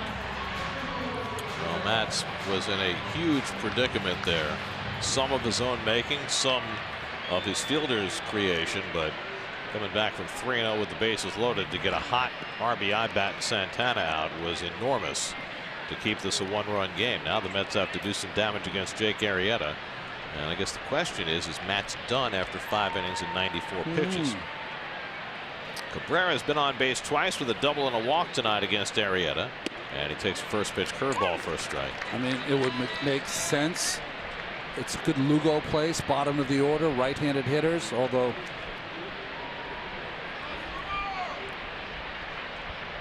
Lugo was up. He has sat down for the moment. Cabrera takes one on the inside corner, 0-2. There was some kind of quiet musing about pushing these pitchers a little further. Let's see if maybe Callaway decides to start with Matz. You know, sometimes they talk about taking a pitcher out to give him a good feeling. Well, he had that in his last start. Yeah. Right? So this would be the one you'd want to push him.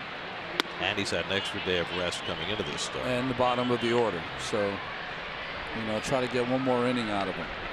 Got to give him 2 starts of 6 innings, which is really an accomplishment for Steven. I like that. The pitcher and catcher sitting next to each other. Line the other way, but Hoskins is right there to pick it off. And Cabrera's retired for the first time tonight. Let's check in with the studio. Eamon McEnany has a game break brought to you by your Tri Honda dealers.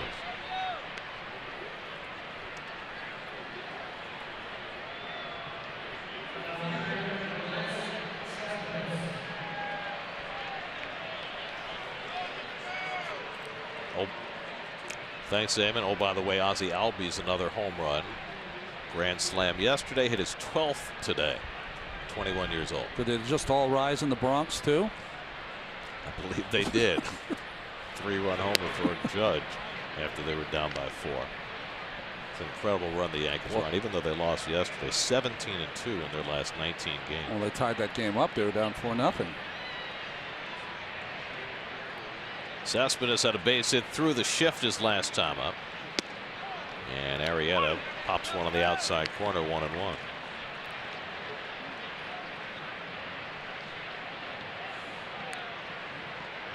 So the second baseman, Hernandez, is even further over toward the shortstop hole, which is where Cespedes hit the ball the last time up.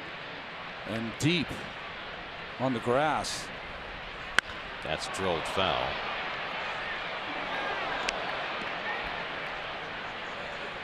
Well, of course, this was a rough free agent market, and all these pitchers signed fairly late. Jason Vargas, of course, had to come back from a broken hand and has not pitched well at all. Lance Lynn has struggled with the Twins. Alex Cobb has been awful with the Orioles, but Arrieta, the class of the bunch, has thrived. Boy, if I was 38, I might think about it, Gary. Jeez. So you can't 7, 13. So you can't do it at 57? Having too much fun with you guys. Not that much fun. Yeah, that's right. Here's the 1-2. And Cespedes waves at the cutter for strike 3. Arrieta got his goat. 5 strikeouts now for Arrieta, who's retired 9 in a row. You know, when he's throwing to the right-handed hitter, the throwing across the body almost feels like the ball's coming from shortstop. And that's why you'll see these awkward swings even from some of the greatest right-handed hitters.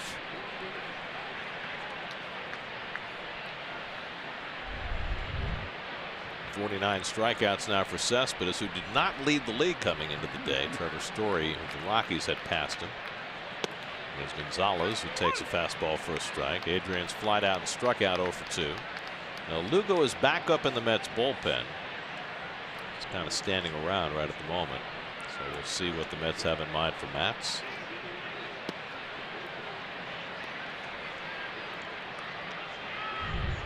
It's the grip on the pitch to Cespedes. It was a changeup. We thought it was a cutter, but you know what? The changeup kind of cut, and that's why it looked like that pitch. Curveball banged up the middle by Gonzalez, and he has a base hit. So after Arrieta had retired 9 in a row, Adrian breaks that with a 2-out single.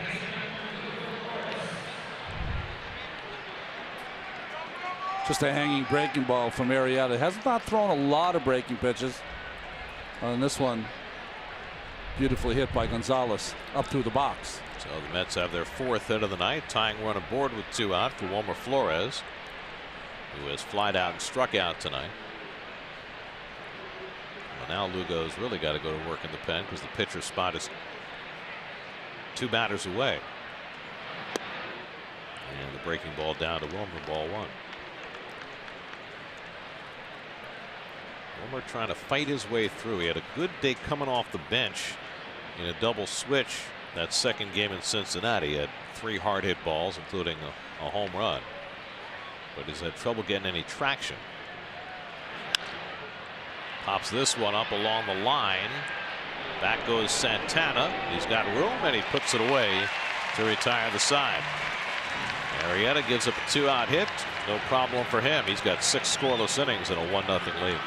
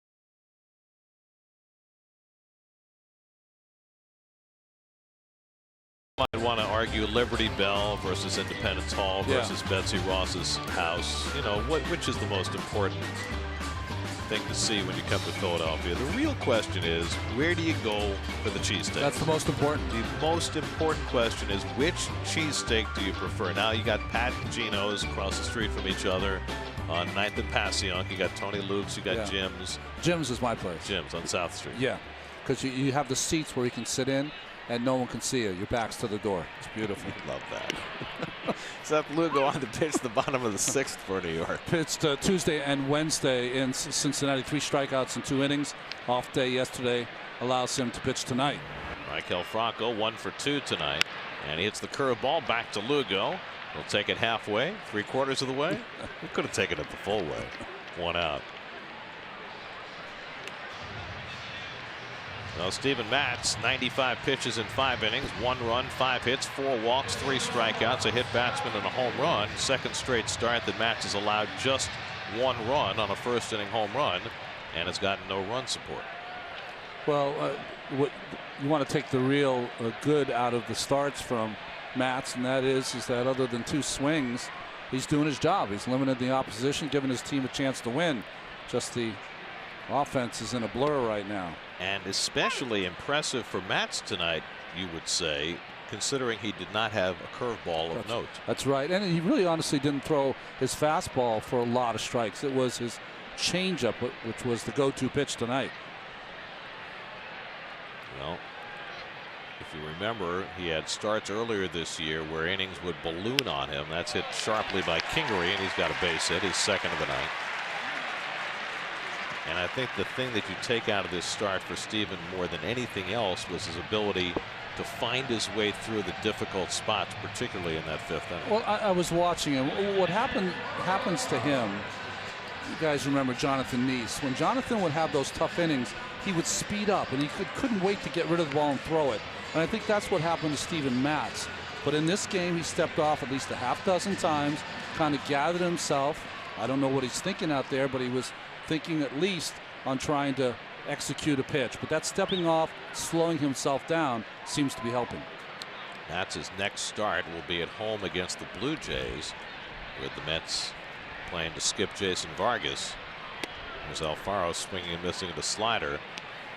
But any dreams of a Long Island rematch between Steven and Marcus Stroman went by the boards today when Stroman went on the disabled list. What are you going to DL for? Do you know? Tired shoulder, I think is what they say. Tired shoulder, tired ERA. Yeah, well, that Stroman. Again, that whole starting staff, Aaron Sanchez and Jay Happ, they're all struggling. That was supposed to be a Meseraco blocked it, but not enough. And Kingery able to go to second base.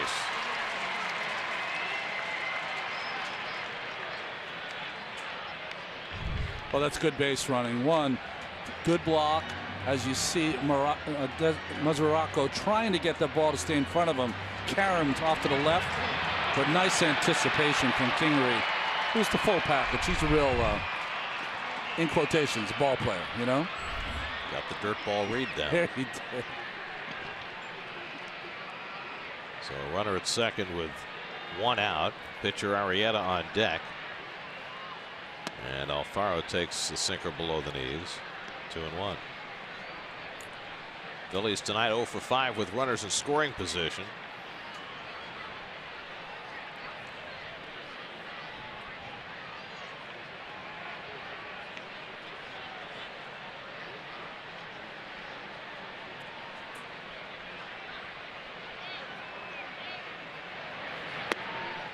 Slider off the plate, 3-1.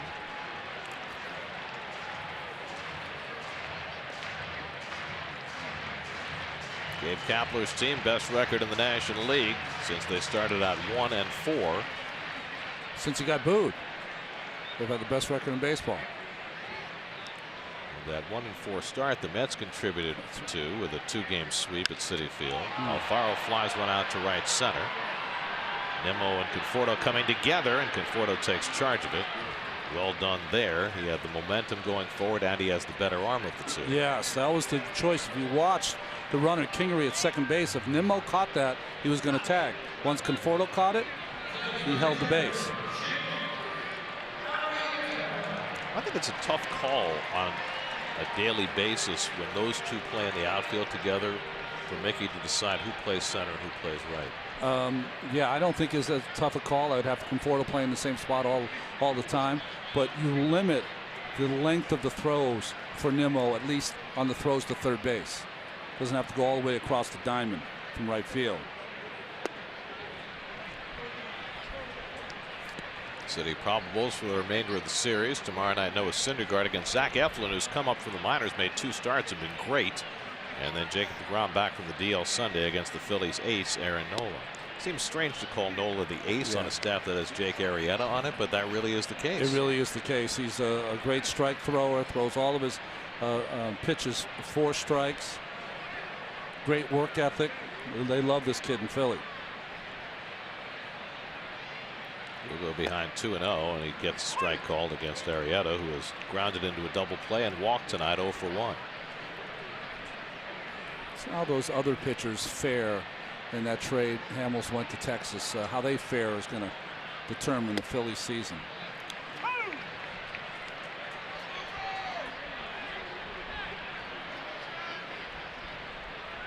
Jake Thompson was in that deal, right? He's in their bullpen now. That's right. Jared Eichhoff. He's hurt, I believe. Right. Ben Lively's back in the minors. Strike 3 called as Lugo gets the curveball into Arrieta, and that retires the side. Another scoreless inning for Lugo. We head to the 7th with the Mets still down 1-0.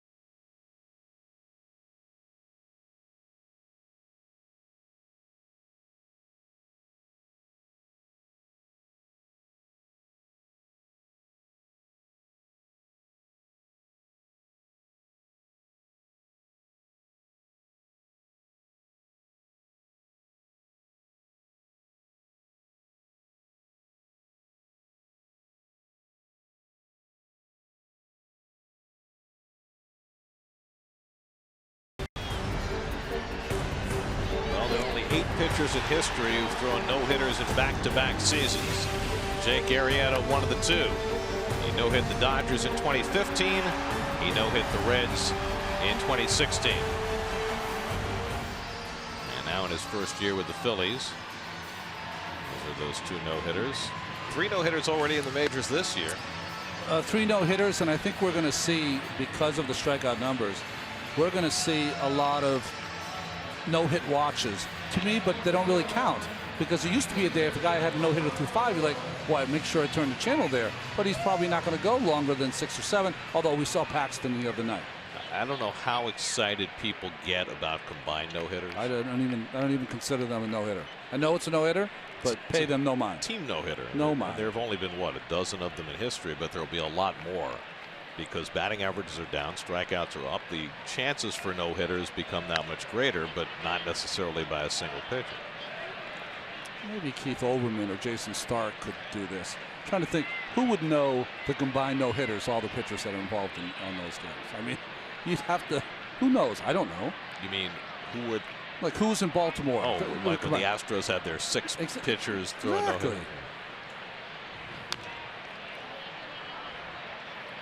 Once the starting pitcher's out, the no-hitter's off my list. Turn the channel.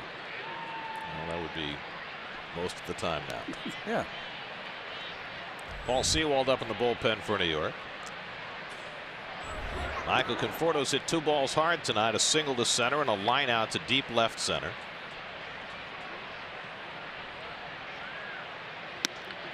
And Arrieta comes up, and then I find it interesting, after he's hit 2 balls to the left of second base, they still have a full shift on against him.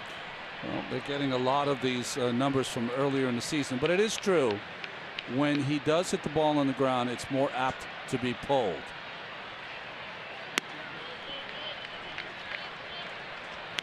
Arrieta badly missing with a changeup, and it's 2-2. Meseraco on deck, and then the pitcher's spot for the Mets in the 7th. But I think there's a real art, Gary, to pitching into the shift. If you have this shift, then you have to throw a pitch where he's going to hit the ball on the ground to that right side into the shift. Well, if you're going to work him off the plate away like that, you're certainly tempting him to hit the ground ball through the open side of the field. And I would not throw that pitch because of the way you have the defense shifted. Oh, look at Alfaro's got a little cheat sheet. Sure. That's a standard issue now. Arrieta's only walked 1 tonight. And now he's walked 2 as he misses badly again for ball 4. So he had Conforto 2 strikes, and he loses Michael to a leadoff walk. Let's answer our Verizon trivia question. Single season strikeouts. We felt Carlton or Roberts. Yeah. Is it somebody else? For Schilling. You did mention Schilling. Yeah. I'm still surprised that Lefty didn't have more than 319 one year, but it's a lot for that era. Yeah, I mean, he probably only threw 250, 260 innings. So here's Meseraco with the tying run at first. Jose Reyes on deck to bat for the pitcher.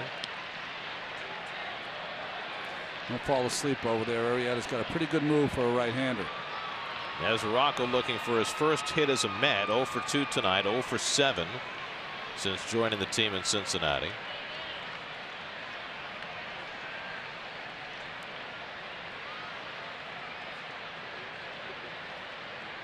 And Meseraco lunging at a bunt. That was not good for him. Yeah, that was on his own. I wouldn't recommend that. I think that Meseraco here has got to try to get an extra base hit. You're getting towards the bottom of the order. It's a guy who once hit 25 home runs in a season. All-Star in 2014. That year he hit 25. And hurt pretty constantly since then, but fully healthy now.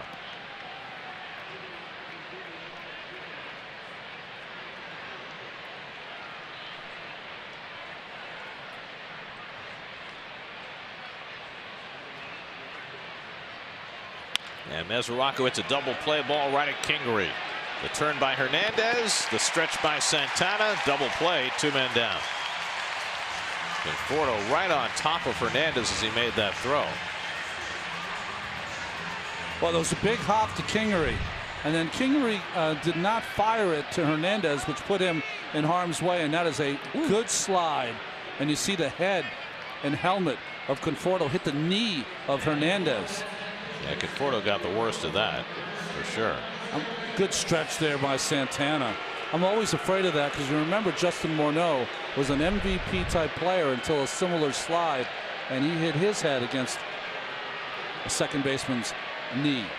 So now Reyes, who once had a 3 home run game in this ballpark, will pinch hit. And Arrieta misses away for ball 1. Hernandez just stands his ground, and watch the helmet and head go right into the shin, really, of Hernandez.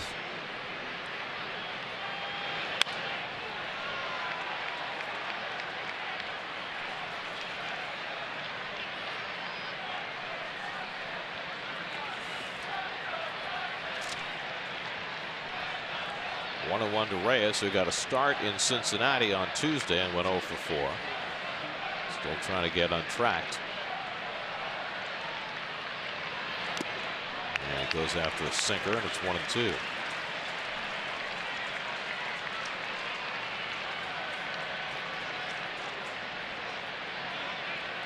The last thing a struggling offense needed was to take on Jake Arrieta tonight. And it's all gone Arrieta's way so far. Arrieta's gone 7 innings twice this year.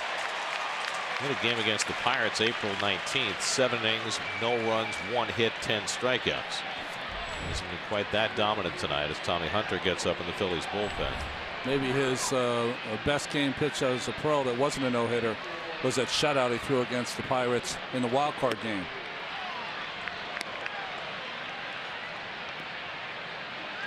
I want to say 15. It could have been 16, but I think it was 15.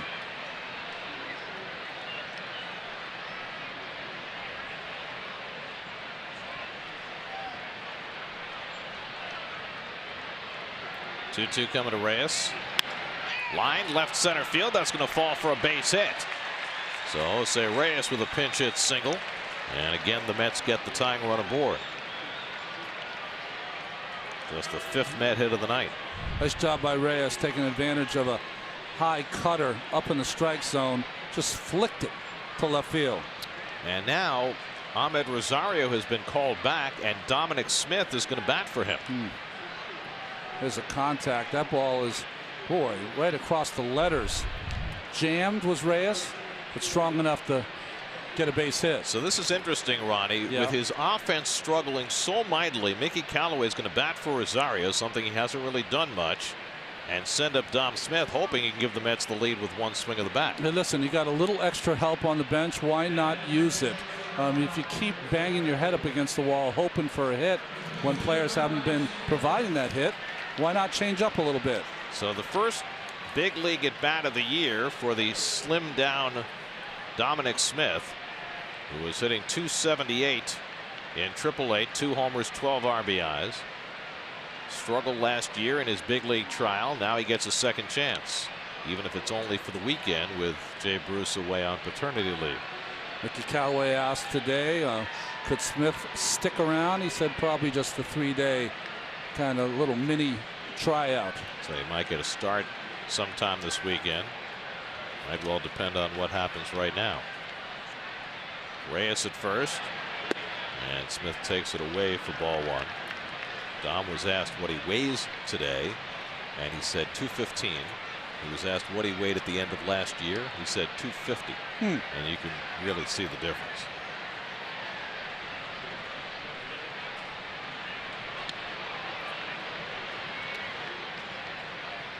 You can see the difference, but I'd rather see the performance. Right. Well, let's see. We'd have Tony Gwynn to 175 pounds over here.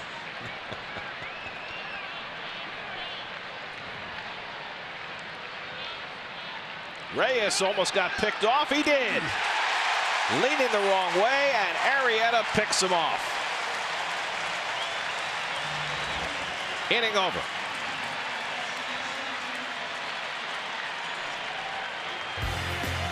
Reyes leaning towards second, and that's all Arrieta needed.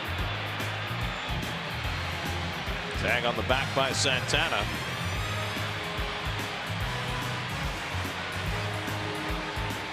The Mets are going to challenge the call.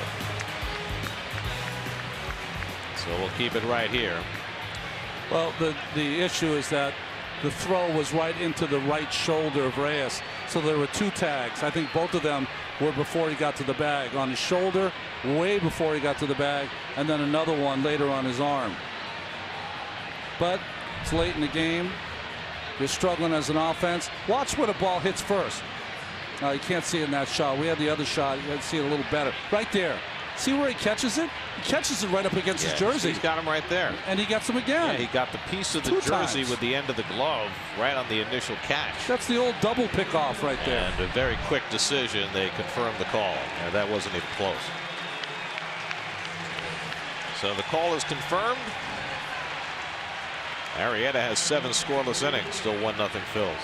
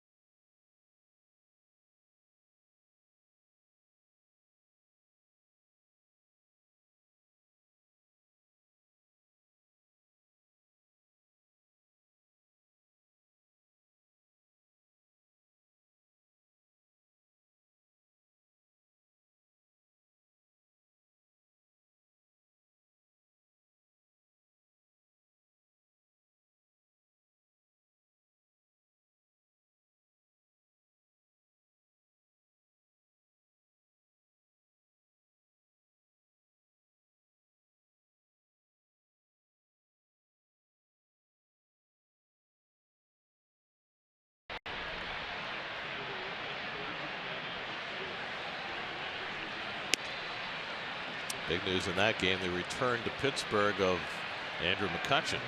Big standing O. That's cool. Jose Reyes stays in the game at shortstop. Paul Sewald pitching the bottom of the 7th, and Cesar Hernandez pops one foul. That'll come back out of play. This is the 5th time for Sewald on the mound in the last 8 days. His last outing Tuesday night was one of the most remarkable things I've ever seen. He faced 4 batters, retired them all. 4 batters on 5 pitches. It's beautiful. I don't think I've ever seen that before. And he really needed to, because he had gone an inning and 2/3 the night before and really was pressed into service because the Mets, through a variety of circumstances, kind of ran out of relievers in that game because Robles got hurt and Lugo only went 1 inning when he was supposed to go 2 because a spot came up. What's Robles got? The bad knee? Got what they're calling a sprained knee. The MRI was clean from what we heard. Hernandez 1 for 3 tonight, singled and stole a base in the 3rd. And it's foul back.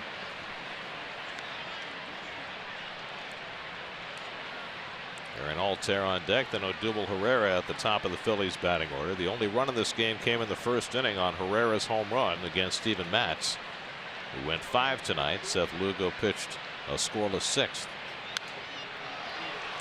Hernandez making Sewald work. So he's already thrown more pitches to this batter than he did to his 4 batters on Tuesday night.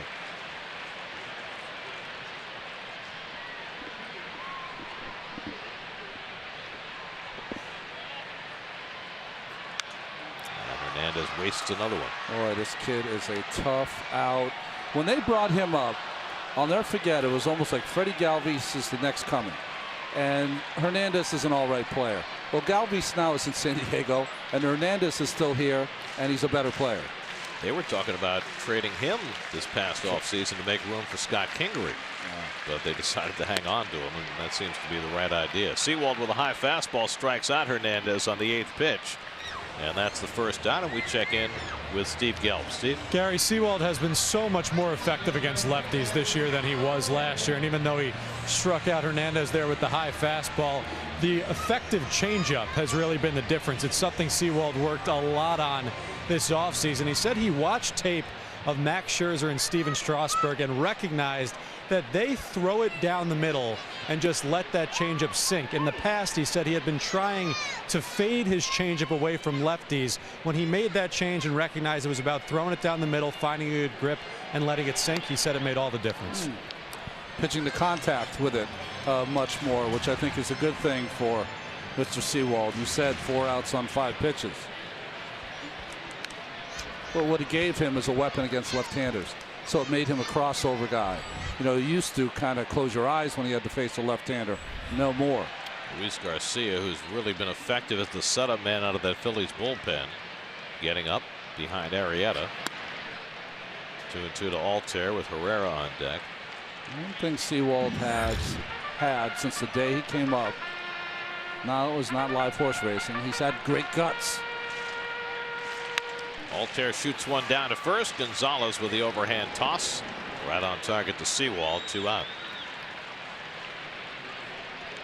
And I say that as just like a passing remark, but it really sticks out when you see young players come to the major leagues, and some are a little hesitant and don't trust their stuff, and some come with reckless abandon.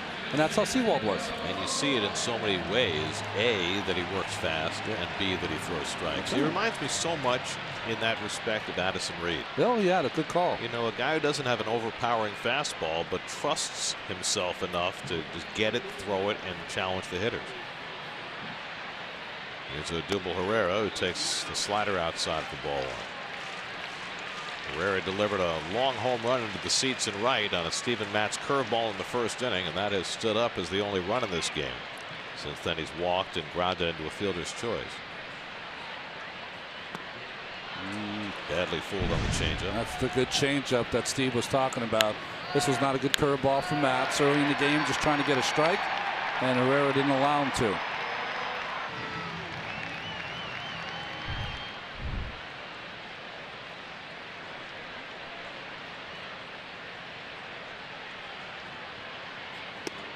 And Sewald pops the inside corner. Nicely done. 1-2. And Herrera chatting with Dan Bellino about it. So he's throwing him a breaking ball that just missed on the outside corner, a changeup he swung through, and a fastball painted on the inside corner. That's 3 different pitches, all beautiful pitches by Sewald.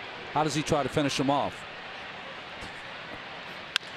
Slap toward the hole. Reyes can't make the play, and Herrera's got an infield hit. His second hit of the night.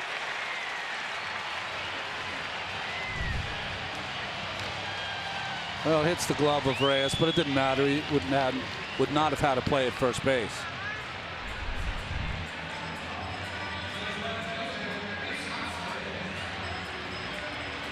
So 2 out and a runner at first for Rhys Hoskins, who's been aboard twice tonight, a walk and a hit batsman. Otherwise 0 for 1.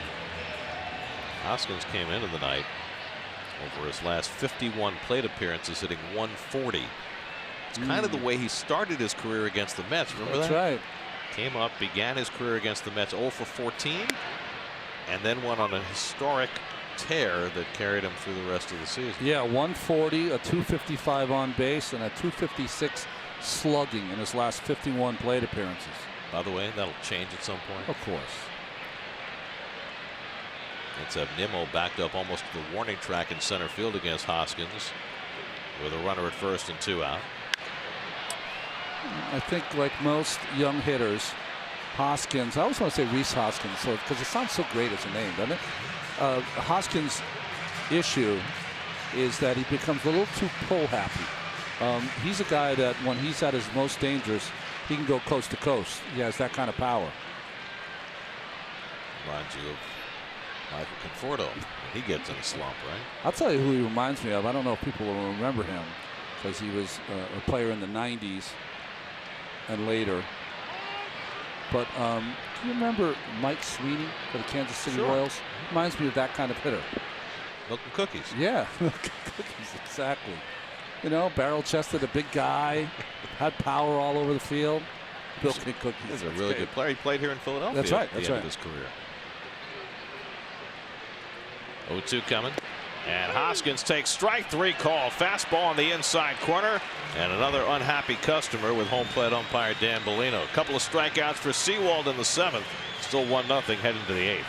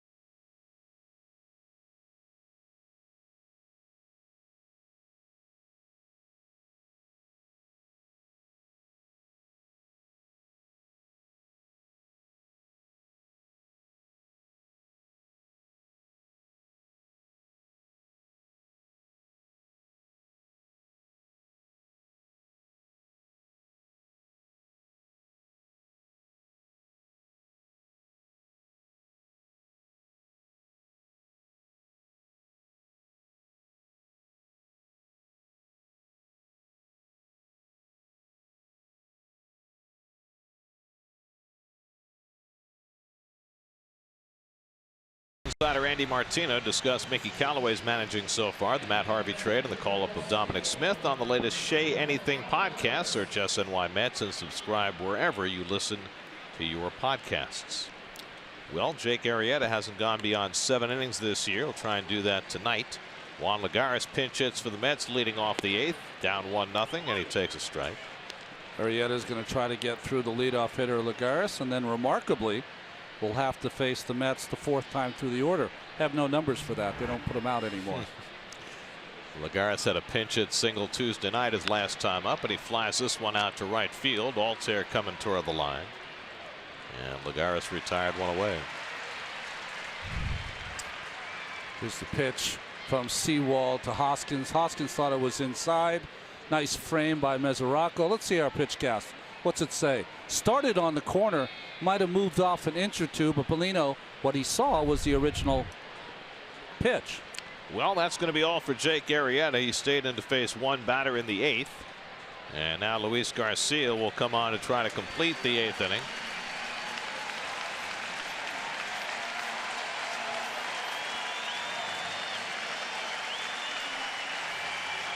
Seven and a third scoreless for Arrieta. This call to the bullpen brought to you by Verizon.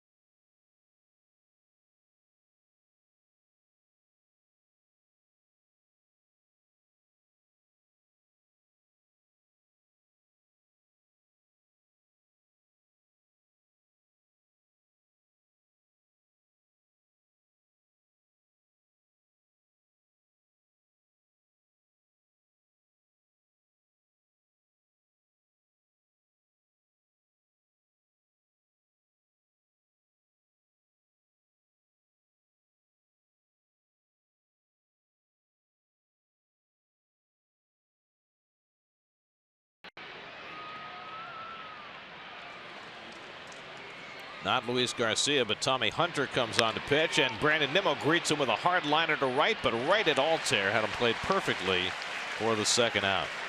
Well, one of the under the radar signings this winter was of Tommy Hunter, free agent, relief pitcher. Struggled in his career against the Mets, but not of late. Hunter, a hard thrower. Had a really good year for Tampa Bay last year, now with his 6th different major league team. He gets one hard out against Nemo, and now with 2 out and nobody on, Cabrera will step in and has dribble after a day off yesterday. After struggling in Cincinnati, he's looked great tonight with the bat. A double, a walk, and a hard line drive to left, the only time he was retired. Jake Arrieta with a terrific performance, 7 1/3, no runs, 5 hits, 2 walks, 5 strikeouts, 101 pitches, in line for his 4th win against 1 loss. Cabrera's had great numbers against Hunter, 7 for 14 in his career. And he lines that one into right field, make it 8 for 15. So another good night at the plate for Cabrera, bouncing back from a rough series in Cincinnati, and the Mets get the tying run on for Cespedes. Just a little cutter from Hunter that stays up in the strike zone. You see Cabrera went up and got it, almost kind of tomahawked it to right field. You can really tell when guys see particular pitchers well, can't you? You just have that confidence, and it's conversely, the pitcher out there knows that you got a little bit of his number. A.J. Ramos up in the Mets bullpen, coming off the walk-off home run he gave up on Wednesday to Adam Duvall. Well, Cespedes 3 for 8 with a home run against Hunter, hoping to turn this game around with one swing, and he takes a knee-high fastball for a strike. If you've noticed, the Mets offense has gotten back to where it was at times last year. If you don't hit a home run, they don't score runs. So they need Cespedes or somebody hit one out of the ballpark. A little chopper over the mound, grabbed by Hernandez, and the tag on Cabrera for the third out. 4 unassisted on the putout, and Hunter completes the inning for Arrieta. And that sends us off to the bottom of the 8th. Mets scored 3 runs in their last 3 games, including tonight. Still 1-0 Phils.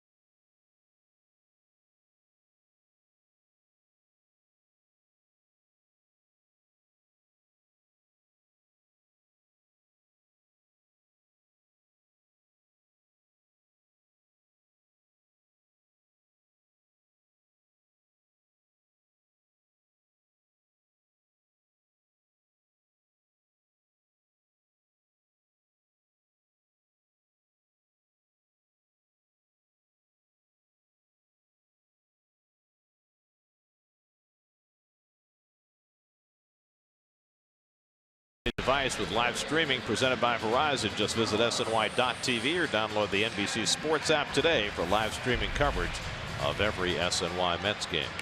Mets change their outfield defense. Michael Conforto moves from right to left. Juan Lagares, who pinch hits, stays in center. Brandon Nemo moves from center to right.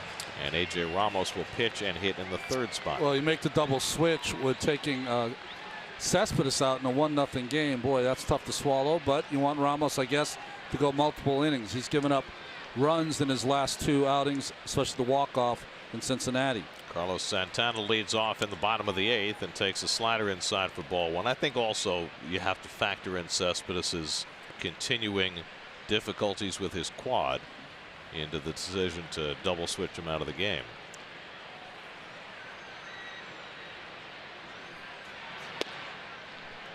And a fastball in for a strike to Santana. Ramos has been concentrating on throwing more strikes, and he's been doing a much better job lately not walking people.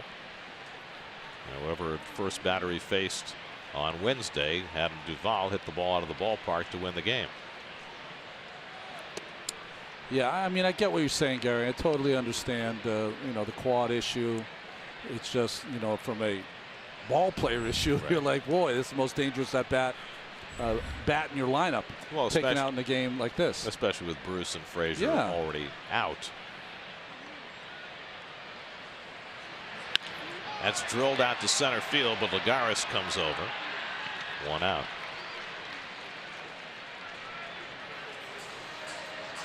Why does Carlos Santana have pine tar on his shoulder? Because he rests the bat on his shoulder before he's going to hit, so it sticks to his jersey. Is that by design? Yeah, I mean that's when he rests the bat. That's where he lets go of the tension, right? So it ends up, because he has so much pine tar on his bat, ends up on his jersey. I mean, it's a lot of pine tar. A lot of pine tar. Not a great look, but it's his look. Here's Michael Franco, who's 1 for 3.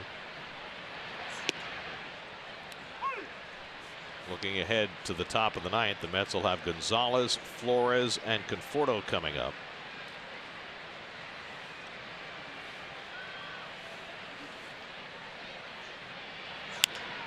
slowly hit.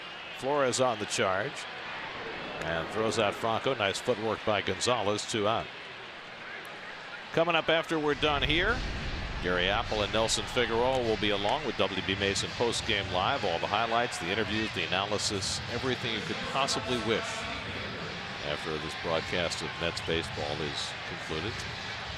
There's not a lot so far, so we better have some things happen here in the next inning or so. Well, they can talk about Steven Matz and Seth Lugo and Paul Sewald. Okay. How well they've pitched tonight. Hector Neris up in the bullpen for the Phillies, getting ready for a save opportunity. Scott Kingery's 2 for 3 tonight, and he goes after a high fastball and misses. Last Sunday, Neris blew a game in Washington that the Phillies appeared to have had won. They came home from that and swept a 4-game series from the Giants. Fouled at the plate, and it's 0-2. But Neris with that good splitter has been awfully hard for the Mets to hit. You know, there were a lot of things happening in baseball while you and I took the 3 days off in Cincinnati. Not only in the Cincinnati Mets series, but all around the league. Interference calls, no hitters.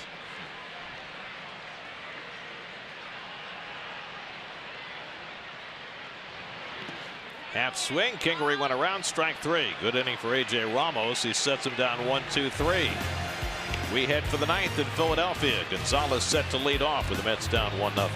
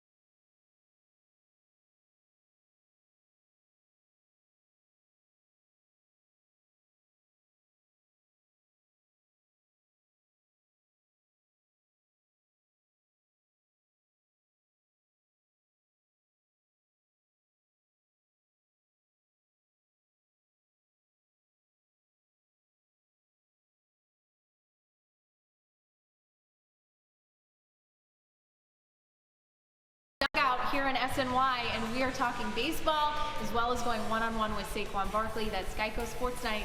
See you after Mets post game. People's United Bank brings you tonight's starters. Steven Matz pitched well. Jake Arrieta pitched better. And the Phillies have a 1-0 lead as we go to the 9th. Double Herrera with the first inning home run against Matz. That run has stood up. And now Hector Neris will try and finish it off for the Phils. Neris, their closer, 8 for 10 in saves this year, but when you watch him, throws 95, but his out pitch is that great split finger fastball. Adrian Gonzalez, Wilmer Flores, and Michael Conforto will try to avoid the Mets' 4th shutout loss in their last 9 games. Gonzalez has one of the Mets' 6 hits tonight, and he goes after the first one and tops it down to first, a foul ball. If you were ever going to try to bunt for a hit, this would be the time. They are playing a complete shift against Gonzalez. All you'd have to do is push it somewhere to the left of the mound. And you've got enough people on the bench that you could run for Gonzalez. I mean, they're giving you a runner, giving you the tie run on base. Let me repeat that. They're giving you the tie run on base. I think because he just stepped out, Gonzalez is thinking about it. We saw him bluff at a bunt in Cincinnati. We haven't really seen him try it. We've seen Jay Bruce do it a number of times. Let's see if Adrian has it in his arsenal.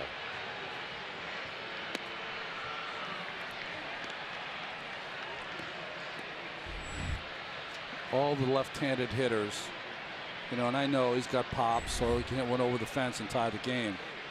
But you want to have that play in your back pocket if you ever needed it. Adrian's 0 for 3 in his career against Reyes. He's keeping the ball away from him with a splitter, and now it's 2-1. Reyes has blown 2 saves this year. He's 8 out of 10 in save opportunities. He's given up 1 home run this year through his first 16 appearances. He gave up 9 home runs last year. And Gonzalez pops one up on the left side. Going out is Franco, and he makes the catch, having to leap over the sliding Hoskins. 1 out. That was quite a play, applauded by Hoskins for Franco. He had to go so far on this baseball, and this is territory that a third baseman is not really familiar with, but Franco makes an outstanding play, going as far as you'll see any third baseman go in the shift to make the play over the sliding Hoskins. Hoskins was never going to get there. No. So that was going to be a base hit. No, he's playing deep, no doubles. Gentlemen, please replace your divots. So 1 out and nobody on now. Wilmer is 0 for 3 tonight, 5 for his last 33. He does have good numbers in limited at bats against Reyes, 2 for 5. Goes after a first pitch slider, and it's 0-1. You've seen now Herrera and Hoskins. They have those cards in their pocket that tell them where to play the defense for each particular hitter. You got to play deep now. You want to keep that tying run out of scoring position.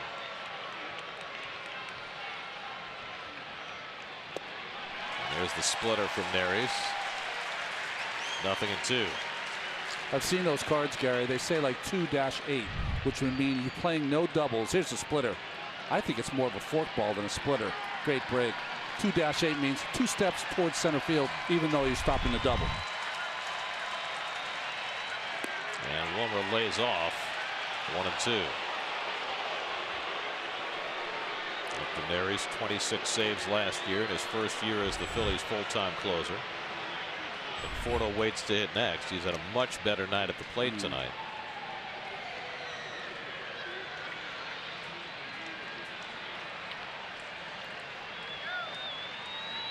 One-two coming, and Wilmer lines a base hit.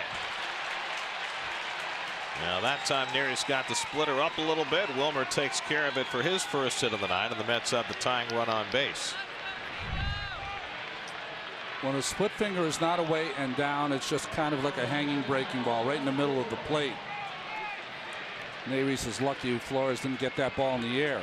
Now Luis Guillorme makes his major league debut, pinch running for Flores at first. Guillorme just called up on Wednesday when Todd Frazier went on the disabled list. Guillorme has better speed than Flores, but not great speed. But with only he and Lobaton left on the bench, he was the choice here. So for folks at home, he probably won't be stealing any bases. You're hoping for Conforto to pop one right here. Conforto tonight, a single to center, a line out to center, and a walk. So the tying run at first with 1 out. And Conforto takes a splitter for a strike. You know, that defense in the outfield, Rhys Hoskins almost on the left field line, playing like a right-handed pull hitter, and all around the outfield. See where Altair is on a split finger or a fork ball. If Conforto pulls it down the right field line, Guillorme will score the tying run. And that's drilled deep down the line, but it's hooking. Foul. Conforto got plenty of it Just hooked it a little too much. That's that split finger just out in front. Just a tad for Conforto.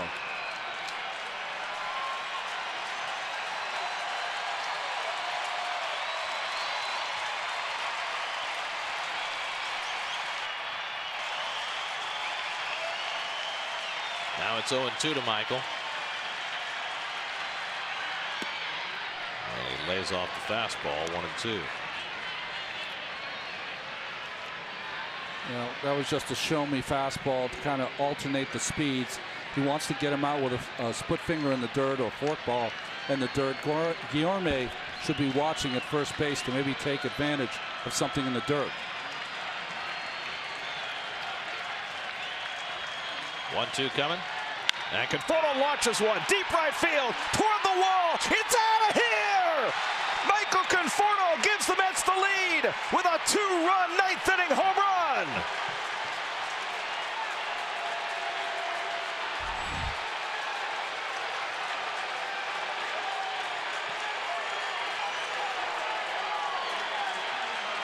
He barely missed one foul, and then he gets a pitch to hit on 1-2, and he hits the tar out of it.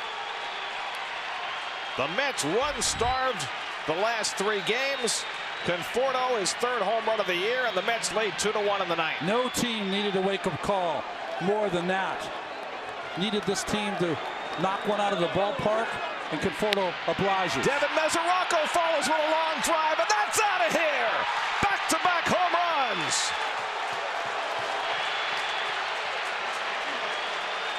Meseraco's first hit as a New York Met. His 2nd home run of the year, and it's 3-1 New York.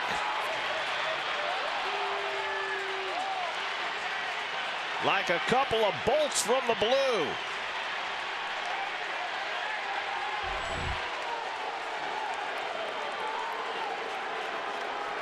Well, in this ballpark, sooner or later, the Mets are going to get you, because they just own this ballpark, especially with the long ball. That's the first home run.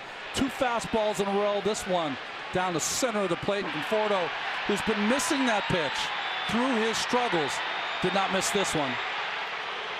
Igniting that bench.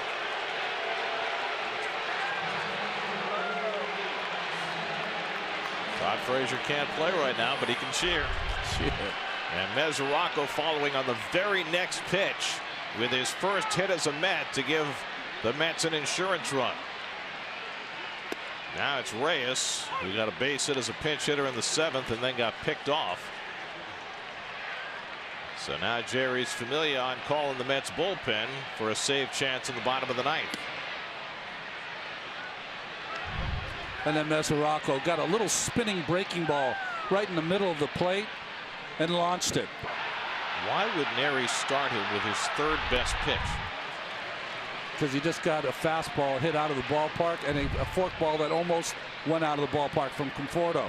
Trying something different, and it didn't work. They were still celebrating with Meseraco's drive left, and they had to start anew. Big hop for Kingery, or for Hernandez, and he throws out Reyes for the 2nd out.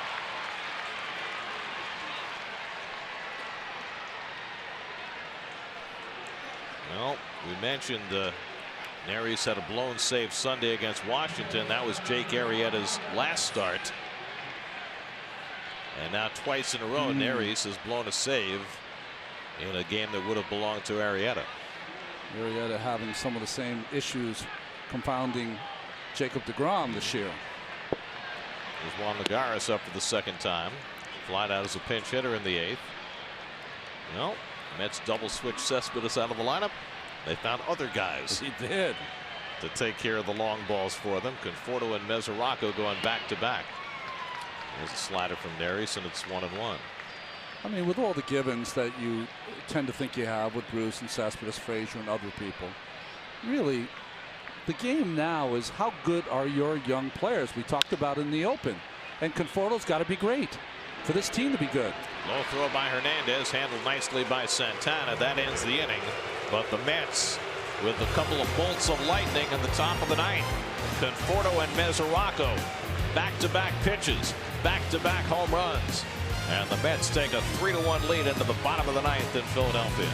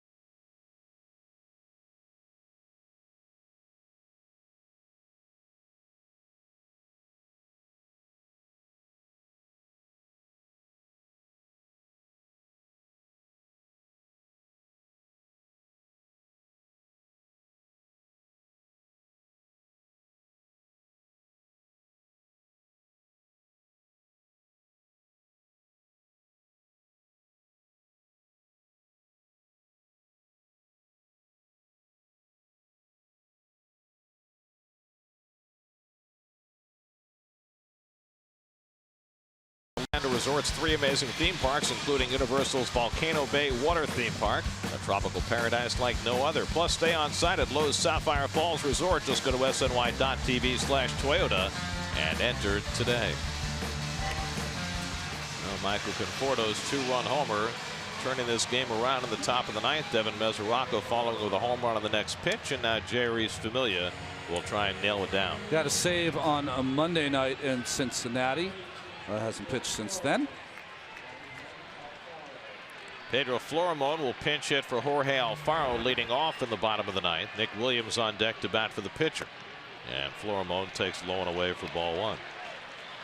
Batting left-handed, but with the right-handed practice swing. Interesting from Florimon. Oh, he is a switch hitter. I know, but just not in the concentrate on the left part right now. Not in the save at bat.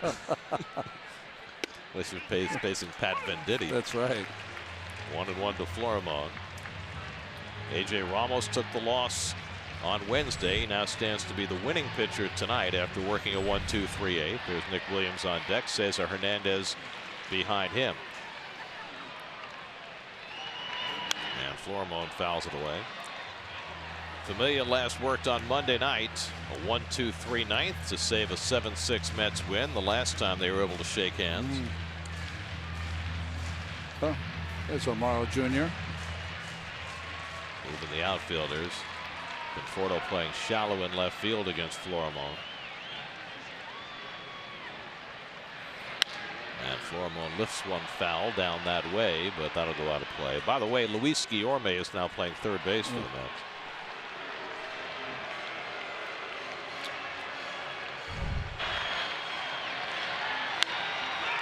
Conforto's home run, 109.9, his top exit velocity of the year. Well, good spot for him. The hardest ball he ever hit is one I saw in Dodger Stadium at 115. Wrapped it around the foul pole off Zach Greinke.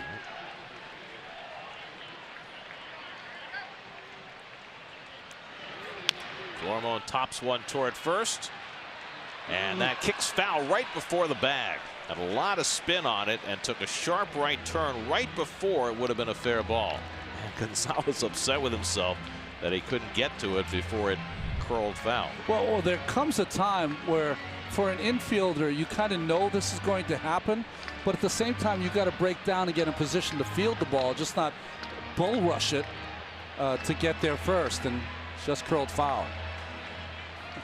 So Florimo gets another chance. We mentioned Luis Guillorme is playing third base. Guillorme has never played a professional inning at third base. Now he's considered a fantastic fielder. And you were saying you saw him there playing there in spring training. Yeah, I saw him play there a couple innings in spring. So good sinker by Familia to strike out Florimo for the first out. Well, I already know what Meseraco leads the league in. A ball in the dirt, swung through by the hitter, and he has to tag the hitter to put him out. He has the hardest tag in the league by far. I mean, he gives him a good tag. Well, he's got to be pumped up. Oh, I mean, Meseraco has a chance to do something he hasn't done all year. That's right. He hasn't shaken hands with a teammate on the field after the game all season. 0-18 in the games he played for the Reds and 0-2 in games he's played for the Mets. And now he's got a chance to be a part of a winning operation. And a big part with that insurance run.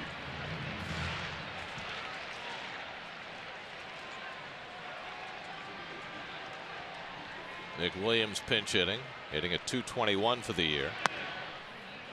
And Splitter low and away 2-0. It's Familia as he ran to cover first base.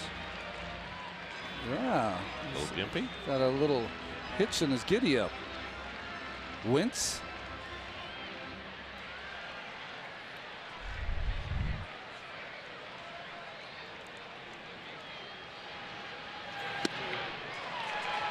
Two and one to Williams. With Cesar Hernandez on deck.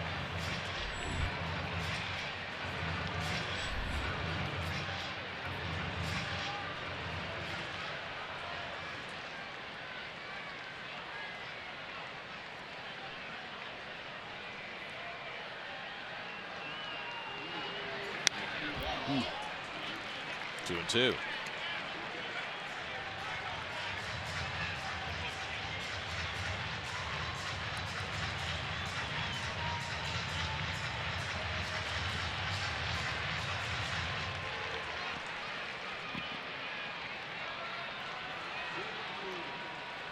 One out and nobody on. 2-2 to Nick Williams.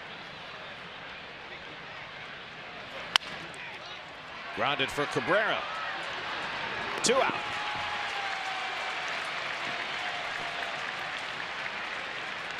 So Familia seeming none the worse for wear after that gimpy stride to first base, and now the Phillies are down to their final out of the night. You know, Gary, to take you on a little peek behind the curtain, what happens in a game like this when you come back so late and you've really struggled as a team?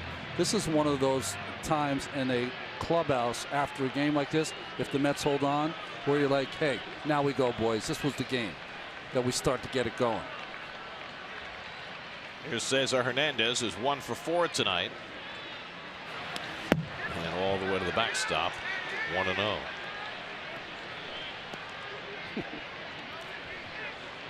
I think I can read lips in Spanish now. That's getting good. You don't want to get too good at that. You might have to find yourself. That's right. I won't repeat it in either language. Guillorme in on the grass at third against the bunt threat. And it's in at the knees for a strike, 1-1. Well, there have only been 18 1-0 games in the history of this ballpark, and the Mets avoided one tonight.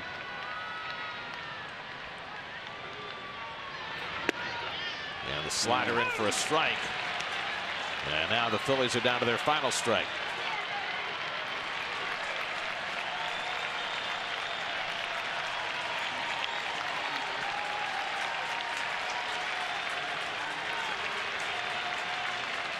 One-two to Hernandez. Fly ball, center field. Lagares is right there, and the ball game is over. The Mets rally for 3 in the ninth on home runs by Conforto and Meseraco to turn the game around. Familia finishes it off with a 1-2-3 ninth, and the Mets get a much needed victory and a big shot in the arm with a 3-1 win over the Phillies.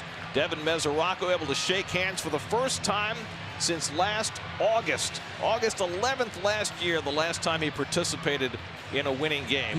First time he's been able to shake hands this year. He's been waiting for that handshake for 6 months. Conforto did not miss that fastball. Great late rally by the Mets. One of those games that you know, really looked like you were going to get a loss, and they just turned it around with 2 swings of the bat. Game summary presented by Fidelis Care. Steven Matz kept his team in the game. Mets got him off the hook. Ramos with a 1-2-3-8 for the win. Familia with the save. Conforto with the big hit. The 110-mile-an-hour 2-run homer that put the Mets in front of the top of the 9th and keeps the Mets over 500 for the season. For every Mets win, the Mets organization is proud to contribute $2,500 to Northwell Health and the